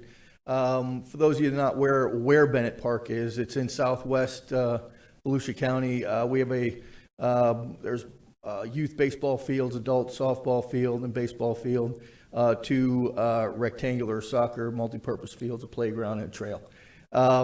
So there's some land directly across Veterans Memorial Park. There's 120 acres that are available there that we were at least looking at the possibility of expanding, that facility into that acreage, which we're talking a little bit about that feasibility study. So it's drafted, it's in purchasing's hands right now. It's multifaceted though. So let me spend a little bit of time on that, because that's not the only facility that we're actually looking to for potentially expanding a sports complex. So the first step is we're doing a needs analysis, and in that needs analysis, we're not only looking at our current usage at Southwest Volusia County, but also what's planned in some of the other local Central Florida areas, because we don't really duplicate if someone's going to expand a park nearby, and now we have a different user activity because of that newly expanded project. So in that first step of that needs analysis, it's looking at our current needs and then looking at what other cities and or local Central Florida counties might be doing, and then giving us, hey, we know you need now 14 rectangular fields, you need 16 youth baseball fields, you need this. That's the kind of information that we have in the first part of that. The second part of that is then looking at where those acreages are that would satisfy those needs and the costs to develop that new asset. And in that development process, we're also looking at concessions, lighting, parking, all that background information that has to be considered, even natural turf versus artificial turf, and then equipment needs on natural turf and equipment needs on artificial turf. And then the last piece is a pro forma. We wanted to make sure that eyes wide open when the policymakers have to make a decision on if they want to pursue this, that pro forma is going to tell them what expected revenues that they're going to receive from that new sports complex and what their anticipated operating expenses are. Because for those of you that might not know, Boomba doesn't break even. They cover about 75 cents on every dollar of their expenditure.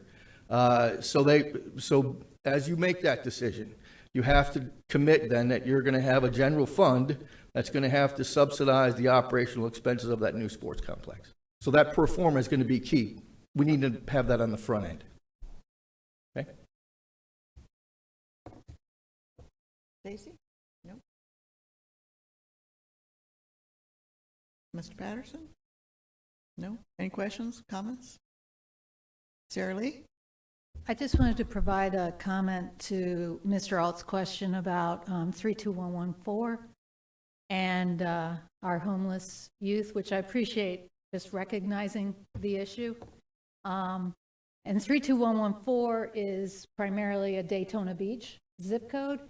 And as a Daytona Beach resident and involved in some other activities, our new city manager is spending significant city dollars and leveraging ARPA on upgrading lots of our neighborhood parks, and in particular, making sure that they can provide space and outdoor activities for our children. But I would like to also recognize that the county, I believe it's 32117, not 32114, but the county provided significant dollars for the renovation of an old elementary school to be a homeless shelter specifically for families and unaccompanied youth only.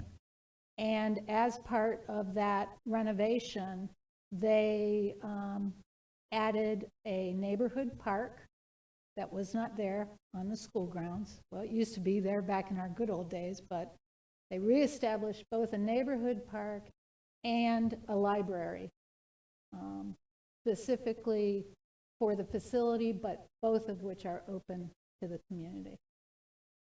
And those were not with Echo dollars. Is that Hope Place? You're talking about Hope Place. Yeah, that's a great, that is Yeah, those wonderful. I believe were with general fund, but, I believe they were. Yeah. We used impact fees for that one, and then it's operating with general fund dollars. Yeah. And there's basketball court, ball field, playground, water fountain, open space for green play area. Yeah. Okay. So I'm going to make just a few comments. I think this is exactly what the route that we need to go. I have always questioned the fact that we take the information as it comes in from different organizations and we process that and we make grants, but that we never had. This feels like a strategic plan to me, and I think that's good for the county residents, city residents. It doesn't matter where you live. The items in this report will serve everybody in Volusia County. Just one other comment, art in public places. I know that's not your gig, and I don't know who can speak to that, but we do have it, maybe Russ, we have an art in public places ordinance that requires us on building. And when I sat on this council, we were doing art in public places on outside, like trails, because we have some stuff over at Beck Ranch, at other places out, not just a built environment, but art, anything that we have, we were supposed to put art in public places dollars into that. So please assure me that that's going to be part of this project. Yeah, let me elaborate a little bit on what you're saying there. So the trigger point is $1 million construction project to a build or a property or that is open to the public. So if it's a private county facility, art in public places wouldn't comply. But like airport would be a good example of that. Yeah. We have a current art in public places program. We're still soliciting a sculpture out there at that particular, for the renovation project. So anything that's over $1 million, that would trigger that art in public places. And it's 0.5% to 1% of the total construction price has to be set aside for art in public places. And then there's a whole board that's set aside for. We have not doing done that though with our trails. We have very little art along our trails compared to what Seminole County has or with Lahoochee Trail. I mean, we just have not done that. Actually, yeah, that's a good point. The bridges have the art in public places. And also, when they have a bike rack over at Beck Ranch. Yeah, yeah, and Beck Ranch was the park project that triggered that one. Because when you drive in, you have that art in public places on the front side that have all of the branded, the branding that was for the historical branding that was at Beck Ranch are showcased on that big structure as you drive in. That was the part of the art in public places program. Yeah, but you're right on the trail side. Yeah, like if we have a Sun Trail project that's $3 million on a section. Yeah, there should be maybe some kind of art on the outside there. Yeah, we did it for our bridges, but maybe not for each of the individual trail sections. Yeah, I'm putting it in the record. We need to be thinking about that. Got it. Okay, and not that we don't end up voting on that. We don't have much to do with that, but I just think that we need to honor that ordinance. Okay, all right. Okay, Mr. Patterson, you're looking at me like you want to say something. Okay, I know it's in your head though. Okay, well, where did we lose Mr. Alt? Oh, okay. Do we want to take just, oh, okay. All right, well, we'll just hang out here till Mr. Alt comes back. And any other questions on the program before we take a vote? Okay, maybe he doesn't want to be on, I don't know. There he is, okay. The issue before us is this, it's a master plan, not the master plan. It's the use of the money that we have in our Breck County expenditure reserves. plan. And it's going to be, this will move up to the county council. They have final approval on this, but is required to come to us as a direct expenditure. So do I have a motion to adopt the plan as presented? I move to adopt. I can Mr. Alt second has that. moved to adopt, and Ms. Simmons, I can second you that. can second that? Any further discussion? If not, all those in favor? Aye? Aye. Any opposed? Okay, it's unanimous. Great job. We have one other piece of business to finish, and that would be Trails Master Plan before we go into advisory comments. Which, by the way, I sent you a text last night. That you did a great job on that. I know it took a while, and I know that there was some frustration because we did not go out and get a consultant, and it was all done in-house, but it's great. You did a I great appreciate job. that, yep. Tim Bailey, Parks, Recreation, and Culture Director. So just want to give a little background, on this. So to Pat's point, we did this with in-house staff as directed by County Council. There are predominantly three folks that worked on it internally, and I would just want to give a shout out. One to Nancy Church, and I think she's in the audience here. Myself and Patricia Smith out of Clay Shop. We were really the folks that were tasked with putting this thing together. I'll elaborate a little bit more of how we put this thing together deeper in the slides, but this is our first actual public meeting on the Trails Master Plan. I had to, as a matter of process, meet with each of the individual council members first, just so they knew what we're, showcasing to the public. This is our first public meeting, and then I plan on going out to the east side at the Brennan Center in mid-March. We're working on scheduling that date. It'll be at night, 5:30 or so. And then on the west side, it'll be at the Sanborn Center, right around the same time, 16th, 17th March timeframe. And then the TPO and the BPAC has asked that I go before those two bodies to showcase the plan. So, and then there's two sub-elements to that. It's the CAC and the TCC. There are sub-elements to those boards, and so there'll be 4 meetings there that I'll be getting public comment from.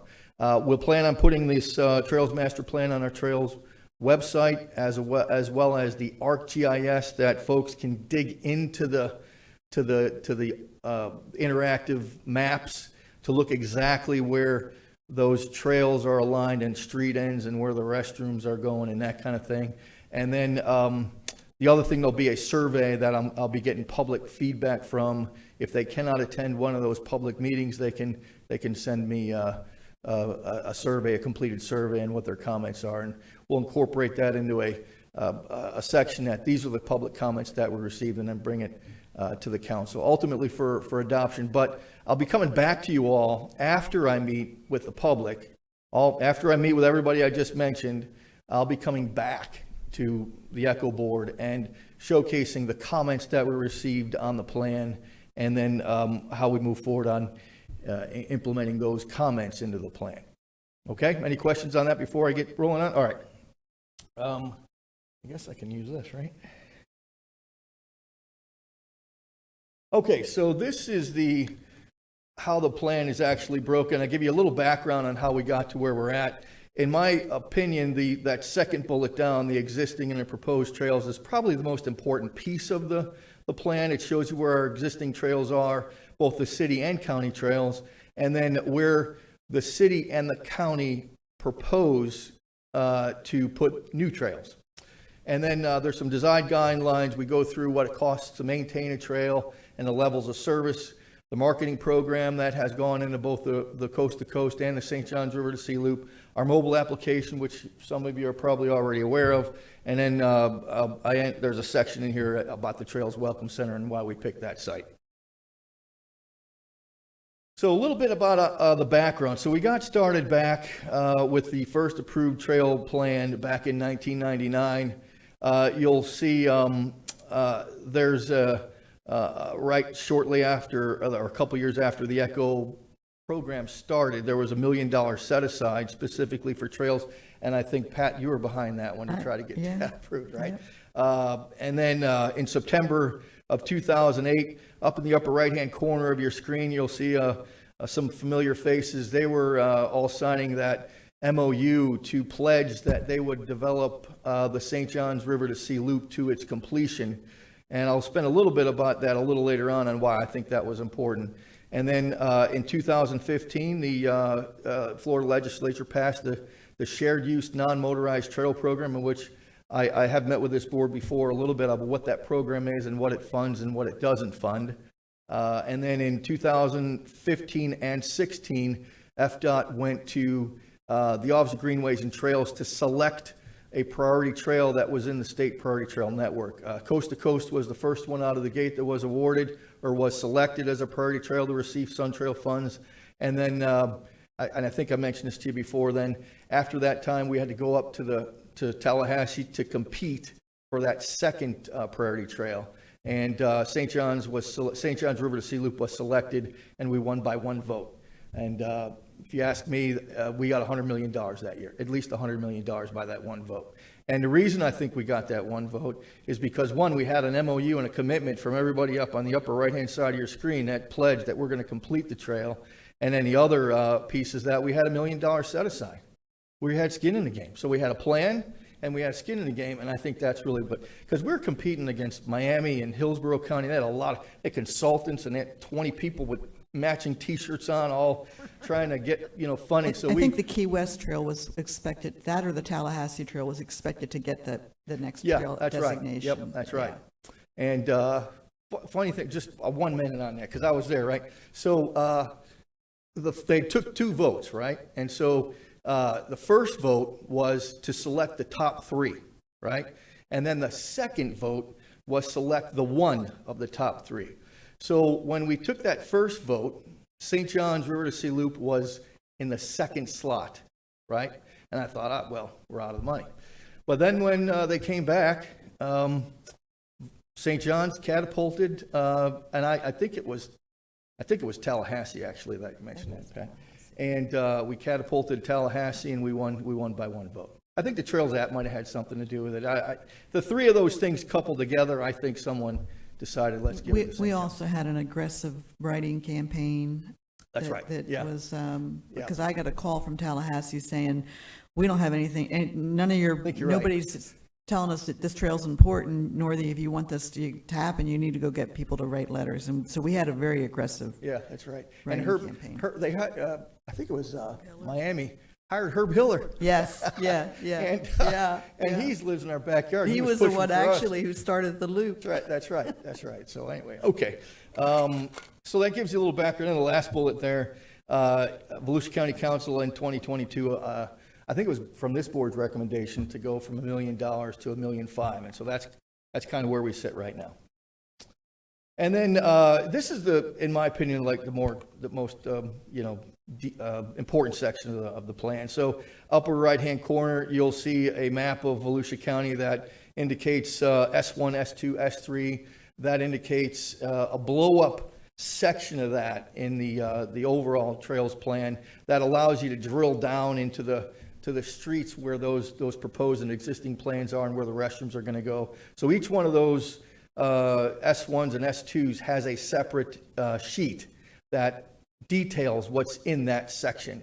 And S1, or the S stands for St. John's River to Sea Loop, and the C stands for the Coast to Coast. So there's 2 sections on that really break that out. And in that section, we have both the county's proposed trails and existing trails, and then we work with each of the individual cities.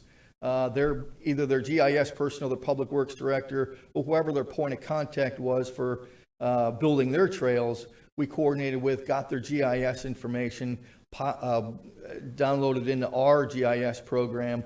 So that's how we got to what you see in the plan and what you see when you click on that interactive map. All that information pops up to you, up for the user because of all those cities' participation in the program. I want to make sure though that I spend time on this because it's important. Cities develop city trails. on city roadways. County develops county trails in unincorporated Volusia County or county roadways. So if you're looking for why isn't this particular trail developed or what's going on this city, I have no control over that. It's really the city leadership, the city policymakers, the staff that's set aside for the city to move their city program forward. If they don't apply for Sun Trail program funding, I can't apply for them. I can encourage them, but I can't apply for them. They got to apply for their own funding, and they got to develop and then sign an MOU that they're going to maintain that trail once Sun Trail dollars are dedicated towards that. All right, and then let's see. I think I covered everything that's on. Oh, and then as you know, not everything on a trail is funded by Sun Trail. As I mentioned before, restrooms are not funded, trailheads are not funded, wayfinding signs are not funded. Resurfacing, although eligible for funding, you probably won't see resurfacing project monies because they're building trails instead of resurfacing trails. All right, any questions on that? Because that's the most important section. Okay, moving on. So I thought because I'm here with the ECHO board, I thought I'd give you just a breakdown of where your ECHO dollars are going to go in the near future and where we're at currently right now. So right now under construction, the Marine Discovery Center, which is on the corner of Cueyasisi and Barracuda. There's a trail that meanders the Marine Discovery Center property from the restroom to that corner and then parallels Barracuda over that bridge and then attaches to the trail on the south side of the North Causeway. And then there's a large sidewalk that connects the North Causeway to Peninsula and Canal, right? And then the trail stops, right? So that trail is kind of, in my opinion, that's an important connection because you're this close to getting to the beach. This close. So if I'll continue to work with New Smyrna to try to connect the backbone of the trail to the Marine Discovery Center, then to the beach, right? So we're still chasing that. All right, Lake Beresford Park, north to Minnesota. It's broken down into 3 sections. We're working on that right now. There's eminent domain issues there, and as I mentioned before, you can't fund, Sun Trail will not fund eminent domain acquisitions or trails that are built on eminent domain acquired property. So a fair portion of that whole section is going to be funded with ECHO dollars. And you'll see that in the matrix that's in the document here of how we're funding that section. I think it's over $3 million for that particular section of ECHO. And then we've got 3 restrooms in the design. One's at Gobbler's Lodge. When I say Gobbler's Lodge, everybody really knows where that's at. So Gobbler's Lodge is off of Maytown. It's in the middle of rural Volusia County. We have a portalet out there. Really needs a permanent restroom structure along with a water stop. Maytown Spur, that's where it goes south to Brevard County and then north into Edgewater and New Smyrna, and then right there at the trailhead that's just south of the 442 bridge on Cow Creek, there's where the 3rd restroom. It's all under design currently right now. Environmental, we're going through the environmental piece of that right now, and as soon as we get the permitting, we'll be off and running on building those up. Spring Garden Road, so FDOT is bidding or letting a project that is going to connect from Spring Garden Ranch Road north about a mile, and it's on the east side of 17. They're creating a roundabout there, and then the trail will cross 17 and then head north. And then we would be picking up from that section north all the way to the Putnam County line, and that would most likely hug the east side of 17 for the 14 miles that it's going to take to connect to the Putnam's portion of the St. Johns River to Sea Loop.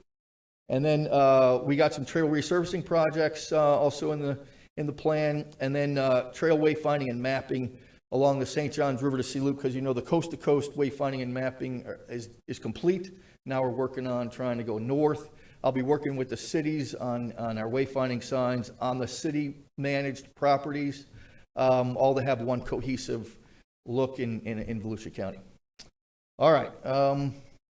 These are our design guidelines. Typically, it's a 12-foot wide paved asphalt trail. If it's over a wetland, it might be a bridge or a wooden bridge over a wetland. A good example of that would be on the backside of Lake Monroe. In some areas, it's a little skinnier because we don't have right-of-way like underneath I-4, it goes to 8 feet, and then it expands back out to 12 feet, but in general, it's 12 feet wide.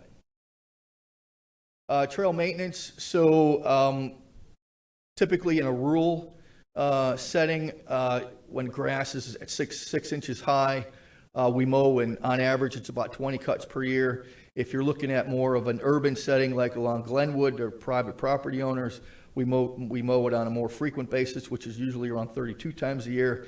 It's about $76 and some change to mow a mile. That gives you a 61-inch cut on either side of the trail per cut.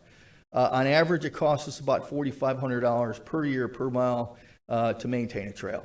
And I won't spend a lot of time on this, but those monies are recovered by increased general fund dollars because of increased property values. So trails pay for themselves. And then this is the branding piece of the plan. So you'll see the wayfinding sign and the map on the right-hand side of your screen. The logos, depending on where you are on the trail system. If you're on the coast to coast, it'll be the prominent logo up on top of the panel, the map, and then that particular trail section also shares the same asphalt with St. Johns River to Sea Loop. So both of those logos are on there. As you go north onto the St. Johns River to Sea Loop, coast to coast logo will drop off. The St. Johns Loop logo will be up in the prominent section, and you'll know that you're on the St. Johns and not the coast to coast. On that map, there's also white dots. Those white dots indicate miles. It'll show you where you are. And then if you just count the dots, you'll realize how many miles it'll take you to get to a park that's further down the line. All the parks are listed on there on color-coded T's. If you use the Trails map or app, you'll know where you are, and you'll be able to navigate to other things that are off the trail as well.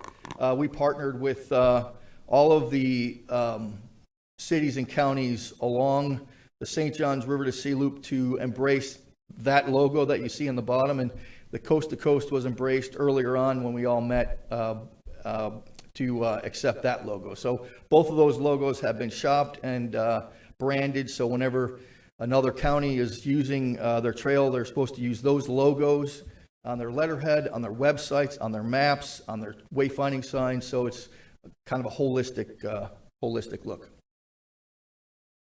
And then mobile application, we've had that for a while now. We're updating it every year.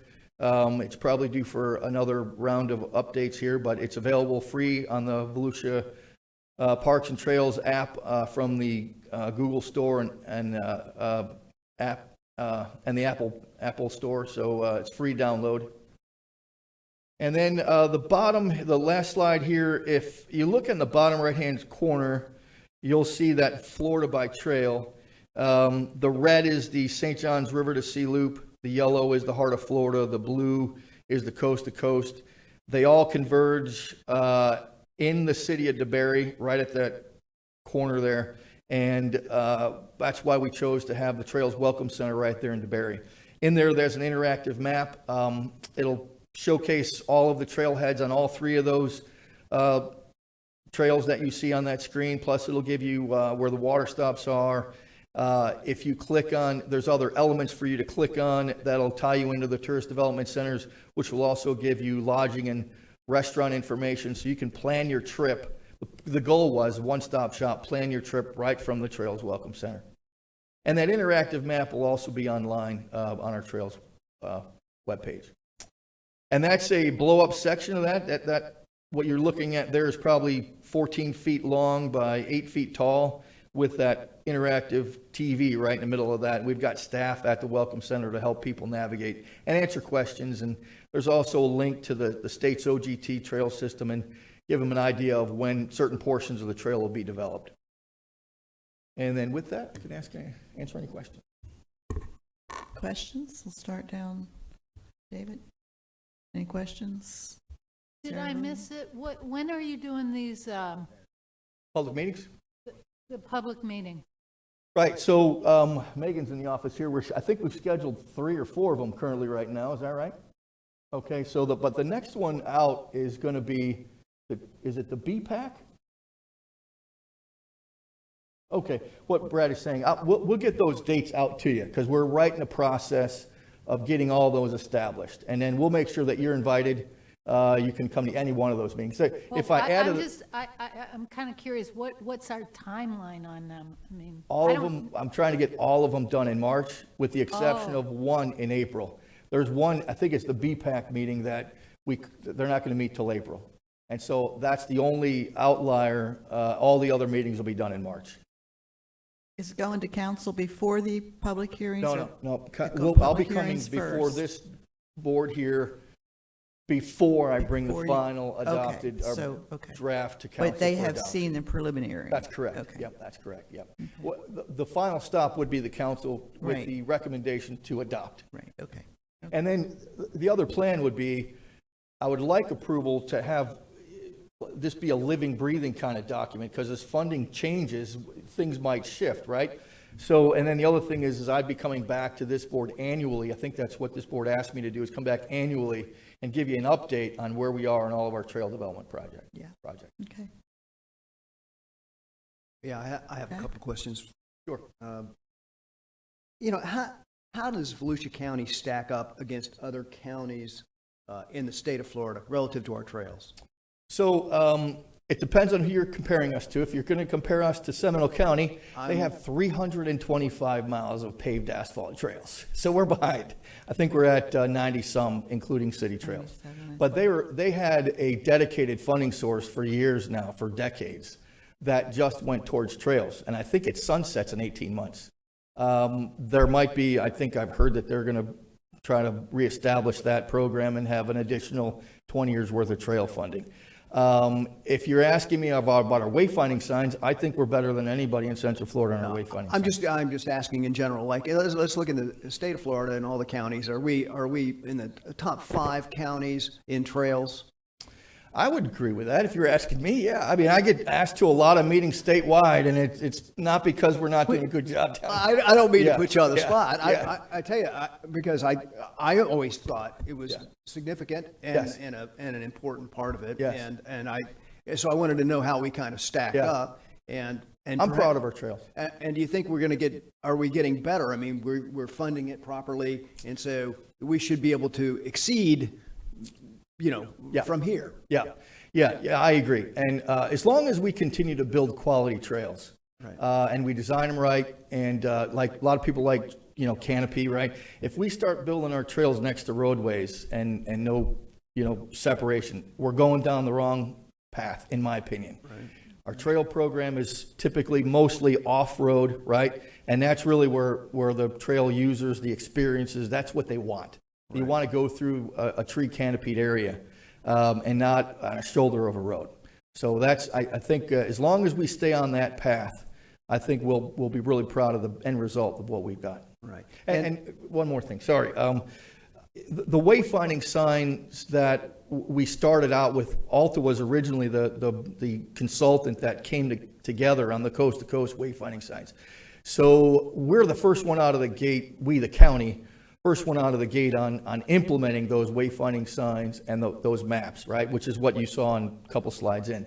A lot of compliments on the wayfinding signs. I'm hoping that as the other counties get their dollars together, that I've offered every time I do a presentation statewide, I'll give them that information on a thumb drive, because it took us a lot of time to get FDOT approval on the thickness of the panel, the fasteners that go into it, the color palettes, hundreds of decisions that have to be approved by FDOT. We've already done that. So really all they have to do is use the plan and then modify their own sites, right, with their own verbiage.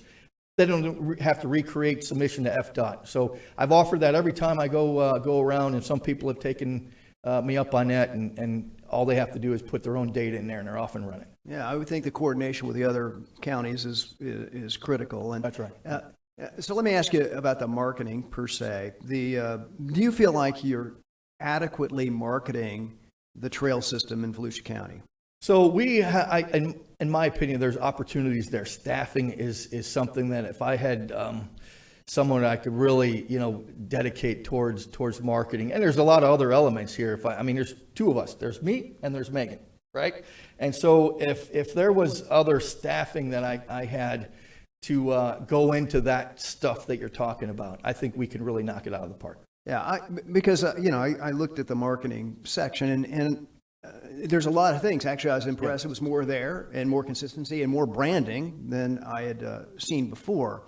But I wonder, I just wonder how much more usage we'd get of the trails if people had more awareness. Yeah. And I don't mean just in the county. I mean That broader than that. needs to be the tourism authorities. Right. I had an example that was given to me over in East Volusia. They rented bikes. They had nowhere to go. There was no information available, and that's an East Side issue. I mean, we Yeah, it don't, is. that, we don't West control Side does that. a great job. West I Side, think the East yeah, Side has yeah, some we do, opportunity. but the East Side has not yet embraced That's right. Well, the idea. who would facilitate them to embrace it? Well, so that's a loaded question for me. Well, I'm Because well, here's the that's thing. why I asked it, And Tim. this is just me talking, all right? The tourist agencies, they focus on heads and beds in their area. So when you're looking at trails, it's holistic countywide. And a lot of the tourist development centers focus on just their area. So if it's going to bring someone outside their area, well, they really want to keep them inside their area. And so, I guess if their boards or the tourist development centers were held accountable to tie in holistically to the trail system, and they'd be graded on that or evaluated on that, maybe we'd make some progress on that. Well, they But- could be, yeah. they could be motivated. I mean, this is really an ecotourism position, and I think you could put heads in beds in. We do over here on the west side. Yeah, you do. They're- Yeah, we're Georgia putting- Turner, Georgia Turner does a great job. Well, Yeah, but I mean, great job. even on the east side, I could see folks coming to Daytona Beach and wanting to, and wanting to do the trails. Yeah. And it seems to be a gap. And I'm with you. I think, it's with the tourist board, it's not with you. Yeah. But it seems to me that, that work should be done there in order to utilize such a great asset that we have. Because I'd like to see more folks on bicycles on trails in Volusia County based on what we've done so far. Yep. So that's my point. Okay. Reggie? So DeLand could have applied for a Sun Trail to fund Alabama Greenway? All right, good question. I'm glad you asked that question. So in order for any city to get Sun Trail monies, that alignment has got to be on the Office of Greenways and Trails state priority map. If it's not on that map, the Alabama piece, not on that map, they would have to work with the TPO to get that to be recommended as a priority by the TPO and by the city to make that request, to have the Office of Greenways and Trails approve that priority trail. Then you can get Sun Trail monies. You have to get on a state priority trail network, right? And are you competing with other cities? You are. That's right. At this point, there's $25 million set aside for the Sun Trail program, right? Statewide, right? At present, I've got 6 applications in for the completion of the St. Johns River to Sea Loop. The projects that you see here that are eligible for Sun Trail funding, we've got some part of that already programmed in for either design or construction or acquisition, et cetera. But those areas, those 6 applications were not included in the 5-year work program from FDOT. So I'm asking them to put those projects in their 5-year work plan. Now, I want to spend 1 minute on this. I know I've got 25 minutes, but let me just answer this one question. So there's a bill currently right now at the state level, and I think it's going to pass. It's doubling the Sun Trail program from $25 million to Needs a House $50 million. sponsor, unless they've identified one. It did not have a House sponsor last week. Oh, is that right? Yeah, Okay. yeah. I thought the House had already embraced this, but let me do some That's checking. what I was told. We needed a House sponsor. Okay, all right. And then the other part of that bill is there was $200 million set aside as a one-time allocation for Sun Trail.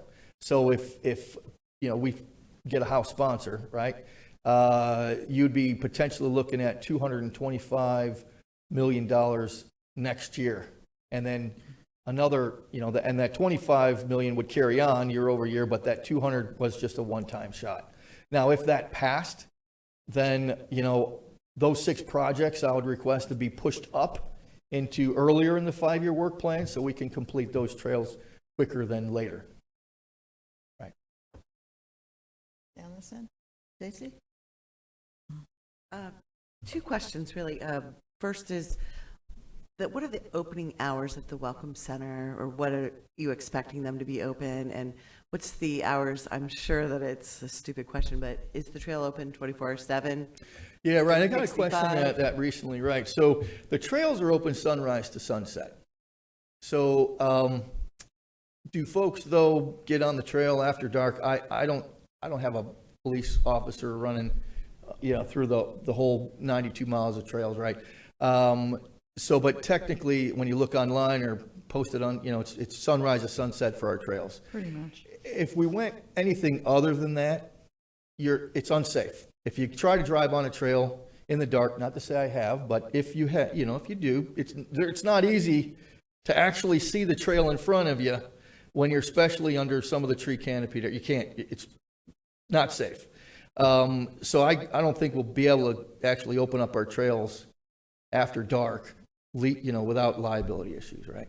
Now, the DeBerry Hall is open 6 days a week. They're closed on Mondays, and it's from 8 to 5, I believe, if I'm not mistaken. It might be 9 to 5. But there is multiple staff members there to educate the folks on this interactive panel and what's going on in trails, as well as to showcase tours. DeBerry Hall runs over 100 programs a year out of DeBerry Hall. And I think if I just read the email before I came over here, I think the last event they had over 200 participants at DeBerry Hall. So it's very popular and lots of trail use. That's a great location. Thanks for explaining. Yeah. And my last question was, is there a statewide group of folks that get together and talk about trails? Is there a trails association? Yeah. What kind of group do you guys get together and talk about trails? Well, there's a couple of things going on that one. So I just met, was it last week, the Coast to Coast Alliance and the District 5 FDOT had a meeting in Wekiva, right? Or actually it was earlier this week. And so all those folks, those managers that are on the Coast to Coast got together and we talked about where everybody is in their development. We also talked about maintenance. We talked about branding. We talked about a lot of different things, that's associated with the Coast to Coast. Maggie Ardito and Pat put together a Trails for Transportation symposium at DeBerry Hall. And I want to say there was 80 people. The room was packed. A lot of great speakers, a lot of information shared. A lot of people walked away with that, with a lot of great information that they could bring to their own backyard. We could have added people if we had more room. Say that again? We could have had more people if we had more room. That's right. Yeah, that's right. It was wonderful. Yeah, there was some important people in that room and great speakers. It was a great day. I thought it was well spent, and it was all done by the St. John's River to Sea Loop Alliance, all volunteers that helped put that together. So, and then two more things. So, the Office of Greenways and Trails Foundation has a couple of meetings each year. I sit on that as an honorary board member, and they just had a meeting, and we talk about moving trails forward. Some of the bills that you see there is because of the work that has been done by the Office of Greenways and Trails Foundation. And then the Office of Greenways Board has a meeting, I think it's twice a year as well, and then they vote on adding trails to the Priority Trail Network. So there's multiple meetings scattered throughout the year, all through the state of Florida. Yeah. Yeah. One more question, and it Well, wait kind a of minute goes. now. I'm sorry. Jay? I'm going down the, he gets first. No, Come back to you. thank you, Tim, for your report, and I am working on the officials in the community I live in. Oh, good. We're Yeah. grateful for Yeah, that. and we're making progress, because I think I know what you're talking about, and I'm doing the same, right? Yeah. Okay. Maybe I should Shai? be doing the same thing. Maybe. Oh, you have a real problem, and yes. I know, and so perhaps I'm there's a having connect- lunch with one of your newly elected commissioners to talk about that, so Well, if I can help in any way. thank you. I'm going to give her your name. In connection with what Stacy's saying and organizations, are you familiar with the Bicycle Trails of Central Florida as an entity?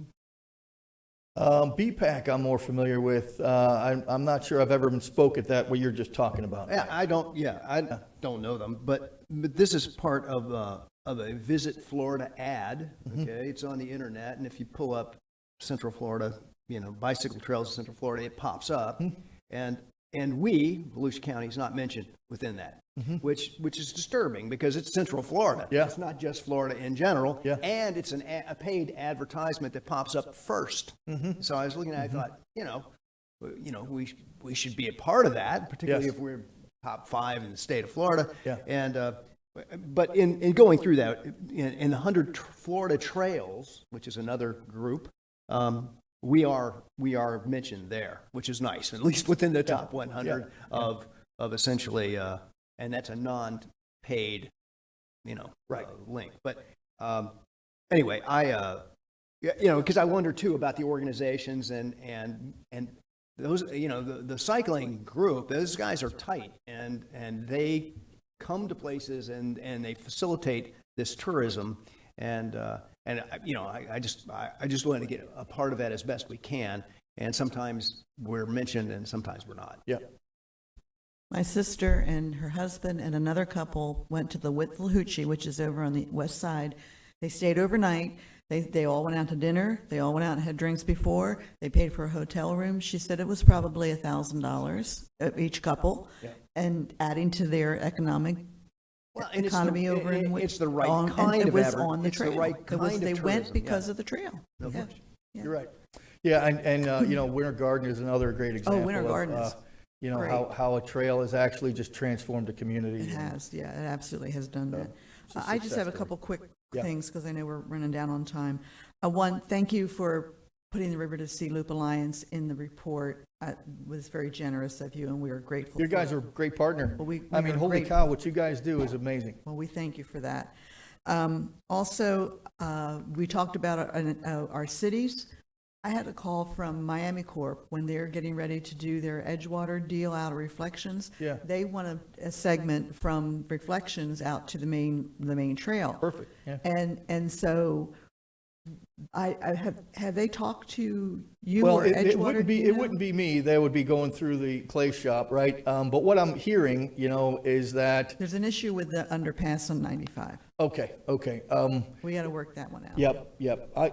I'll talk to Clay a Okay. little bit about All that. right. Okay. What I'm hearing though is, to that point, is when developers are building a trail, building their housing development near the trail, they're willing to Yes. pay for that trail at their own expense Yeah. to connect it from their community to the trail system. Yeah. And one part of Daytona, that, too. a good example is the section from Lake Beersford north to Minnesota. There's a developer in there that he's willing to build the trail, right? Okay, well, that was on Yeah. my list too, Yeah. so that one's going Yeah. to get done? Yep. And we have found a way to get around that That section, borrow pit? that section of trail that I'm talking about, that Is it further developer north? is from 44 north to Grandin, Minnesota. Okay, The all sections that are more problematic Yeah, are oh, south of there. south, Yeah, okay. right. All right, and so, also really quickly, Don Smith, I understand, Yeah. is that now a city trail? Because that used to be a county So- trail and FDOT. Well, money was so in it. let me give you a little history on that. And so originally, the county, it's a city road. Don Smith is a city road, right?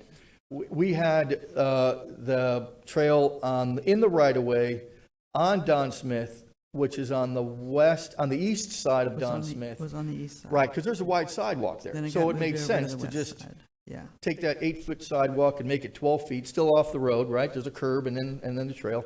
And then the community, the HOA, met at a public meeting in the city of DeBerry and said, we don't want it there. We want it on the other side, and we'll work with the county on doing that. Other side of Don Smith, on the west side of Don Smith. So now fast forward, we had Sun Trail monies designed in the budget. On the Currently, west we're side. working on right now on the west side. And then now fast forward, now the community has changed their mind. They're not going to give us an easement to go through their owned property. And so we're working with the HOA right now. We're going to, later this month, there's a meeting scheduled to try to break through that logjam. All right. Because they want to charge us or sell us an easement as opposed to what was pledged earlier. Okay, and then the final thing and we can talk offline on this, but the Sunrail, I'm part of a we're doing a review of, from the Sunrail station on Old New York out to the fairgrounds on 44. I know that, not specifically on trails, but just a corridor overlay. But that Sunrail station, getting from Sunrail to Downtown DeLand. downtown DeLand Yeah. is critically important, and I understand there's an issue with CSX, so. Yes. Just want you to know it's on my radar. Okay, yeah, CSX is still an issue. I just read an email from Construction Engineering, was it yesterday? So they were trying to solve that problem with CSX. An overpass would be good. Yeah. Well, maybe that's what we can do. Well, we did you that know. at Blue Springs. Blue Springs, that's right, yeah. So, okay. So the trail alignment, as we have pledged in the plan here, is on Euclid from the But, train okay, station I'll along check that out Euclid. then. I did talk to Maggie a little bit about that. There's an alternative along Beersford. Okay. I think everybody really prefers Euclid as opposed to think it was Beersford, though, Euclid, right? Yeah. Okay, and then finally, this is for both programs, on our new business, the review of the Direct County Expenditure 5-year plan and the Trails Master Plan presentation. Please pass along our kudos to the staff that participated in those. I know they were internal programs, projects that took time from what your general work is to do these. They are both top shelf plans, and I think the staff needs to know that they really did well with them, because I know that we, in the past, have many times gone out for consultants, to have consultants do it, and that's not the case here. So good job, guys. Yep, thank you. Okay. All right. We don't need to take an action on this, right? Okay. Okay, so we're on to advisory committee comments, and I'll start down with Stacy. Any comments? Ms. Northey, did you want to talk about? I do, but I want to, Okay. I'm following the agenda you all prepared for me. I'll get to you. Yes, ma'am. You're coming up next. Okay, Mr. Alt? Okay, no? Okay, you're, I'm sorry, go ahead. I just wanted to say how much I have enjoyed being on the ECHO board, and I think the staff does a phenomenal job. I appreciate the effort at accountability and transparency. I know that can be hard and a lot of work sometimes, but I think it's worth it, and I'm not requesting reappointment, so I won't be here after today, but I've enjoyed it, and I think it's a We'll great miss you. advisory. You have added so much to this dialogue and discussion. You sure you don't want to reconsider? I've already worked her on that. Jeez. Yeah, she won't go for it. Okay, is everybody else coming back, or at least applying to come back? Okay, okay. No? Jeff, Really? we need you. I've accepted. Oh. Okay. One last comment about these brochures. These are terrific. I don't know, I don't know who put them together, but we should make a point of that, and it's a beautiful thing. How many are there? How far do they go?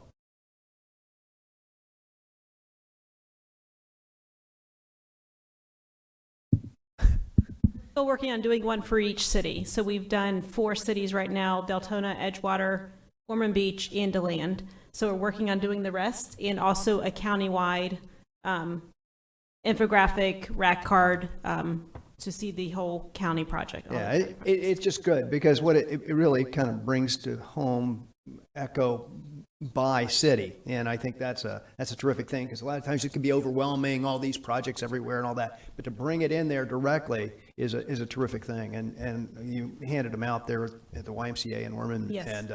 And I don't know if anyone read them, but I did, and I was impressed when I saw it, so thank you for that. Thank you. Thank you.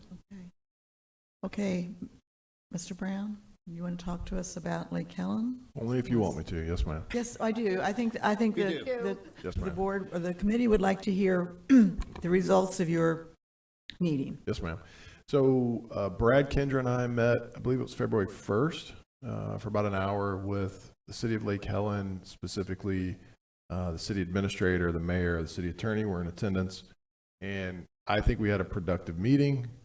Brad and Kendra in particular took a lot of time and laid out, I think it was about a 5 to 7 page document of items that we believe require change in the scope. And I believe it was a productive meeting. I think it was met very well. I think we agreed to agree that they can accomplish what they want to, but it still requires, the resubmission of their amended application, if we will, their scope, their grant. They recognize that. And the city attorney Tuesday, I believe, provided us with their amended scope. Brad, Kendra, and I met yesterday to review that after the two of them had really taken a deep dive. We have some further recommendations for them that we're going to be passing back, and I think it'll make it actually, it'll be a better document in the future. They have committed to, they want to ensure they're in compliance with ECHO. We expressed, our agreement is with them and not a management entity. They can do that. It just has to be approved. And so we talked those things through. So some of those recommendations going back, we'll have that advice. I think, or recommendations, I believe we will have an agreed upon, I shouldn't say agreed upon. I believe we will have a amended application grant or scope that meets the requirements of the ECHO program, that puts them in line with what they want to do and how they can get there soon. I know that this committee has made a recommendation, and Brad and Kendra are taking it to council, I think the second meeting in March right now, which I believe is the night meeting in the 21st, as to the last meeting where you made the motion to put it before council and to seek whether they need to, take the actions to repay or whatever the case may be. I think we're going to have something before then. I don't know, whatever the pleasure of the committee is. I'm not trying to change anybody's mind. I know this has been going on for a while. But I know that if we do have something that we believe meets the requirements of ECHO and brings them into compliance, that it will not have been before the committee at that time is what I envision if it goes before the council on the 21st.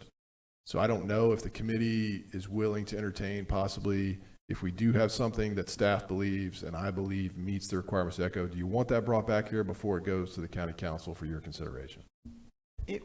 I'm not speaking, everybody can have their comments, but for me, if the council wants us to review it, if the council says send it back to ECHO, but we have taken the position that we are sending it to council, and that we have worked very hard on trying to bring this into compliance, and we bumped it up at the last meeting to council level. So unless council says send it back to ECHO for another review, I'm done. So I don't know if that's, I think it's council now. I think it's reached that level. Fair enough. So, okay. Is that it? No, you have, I think he's. Jeff? Yeah, I agree. I think our decision at the last one stands, and it needs to go to council. If council wants to send it back to us or this committee, they could do that. Yeah.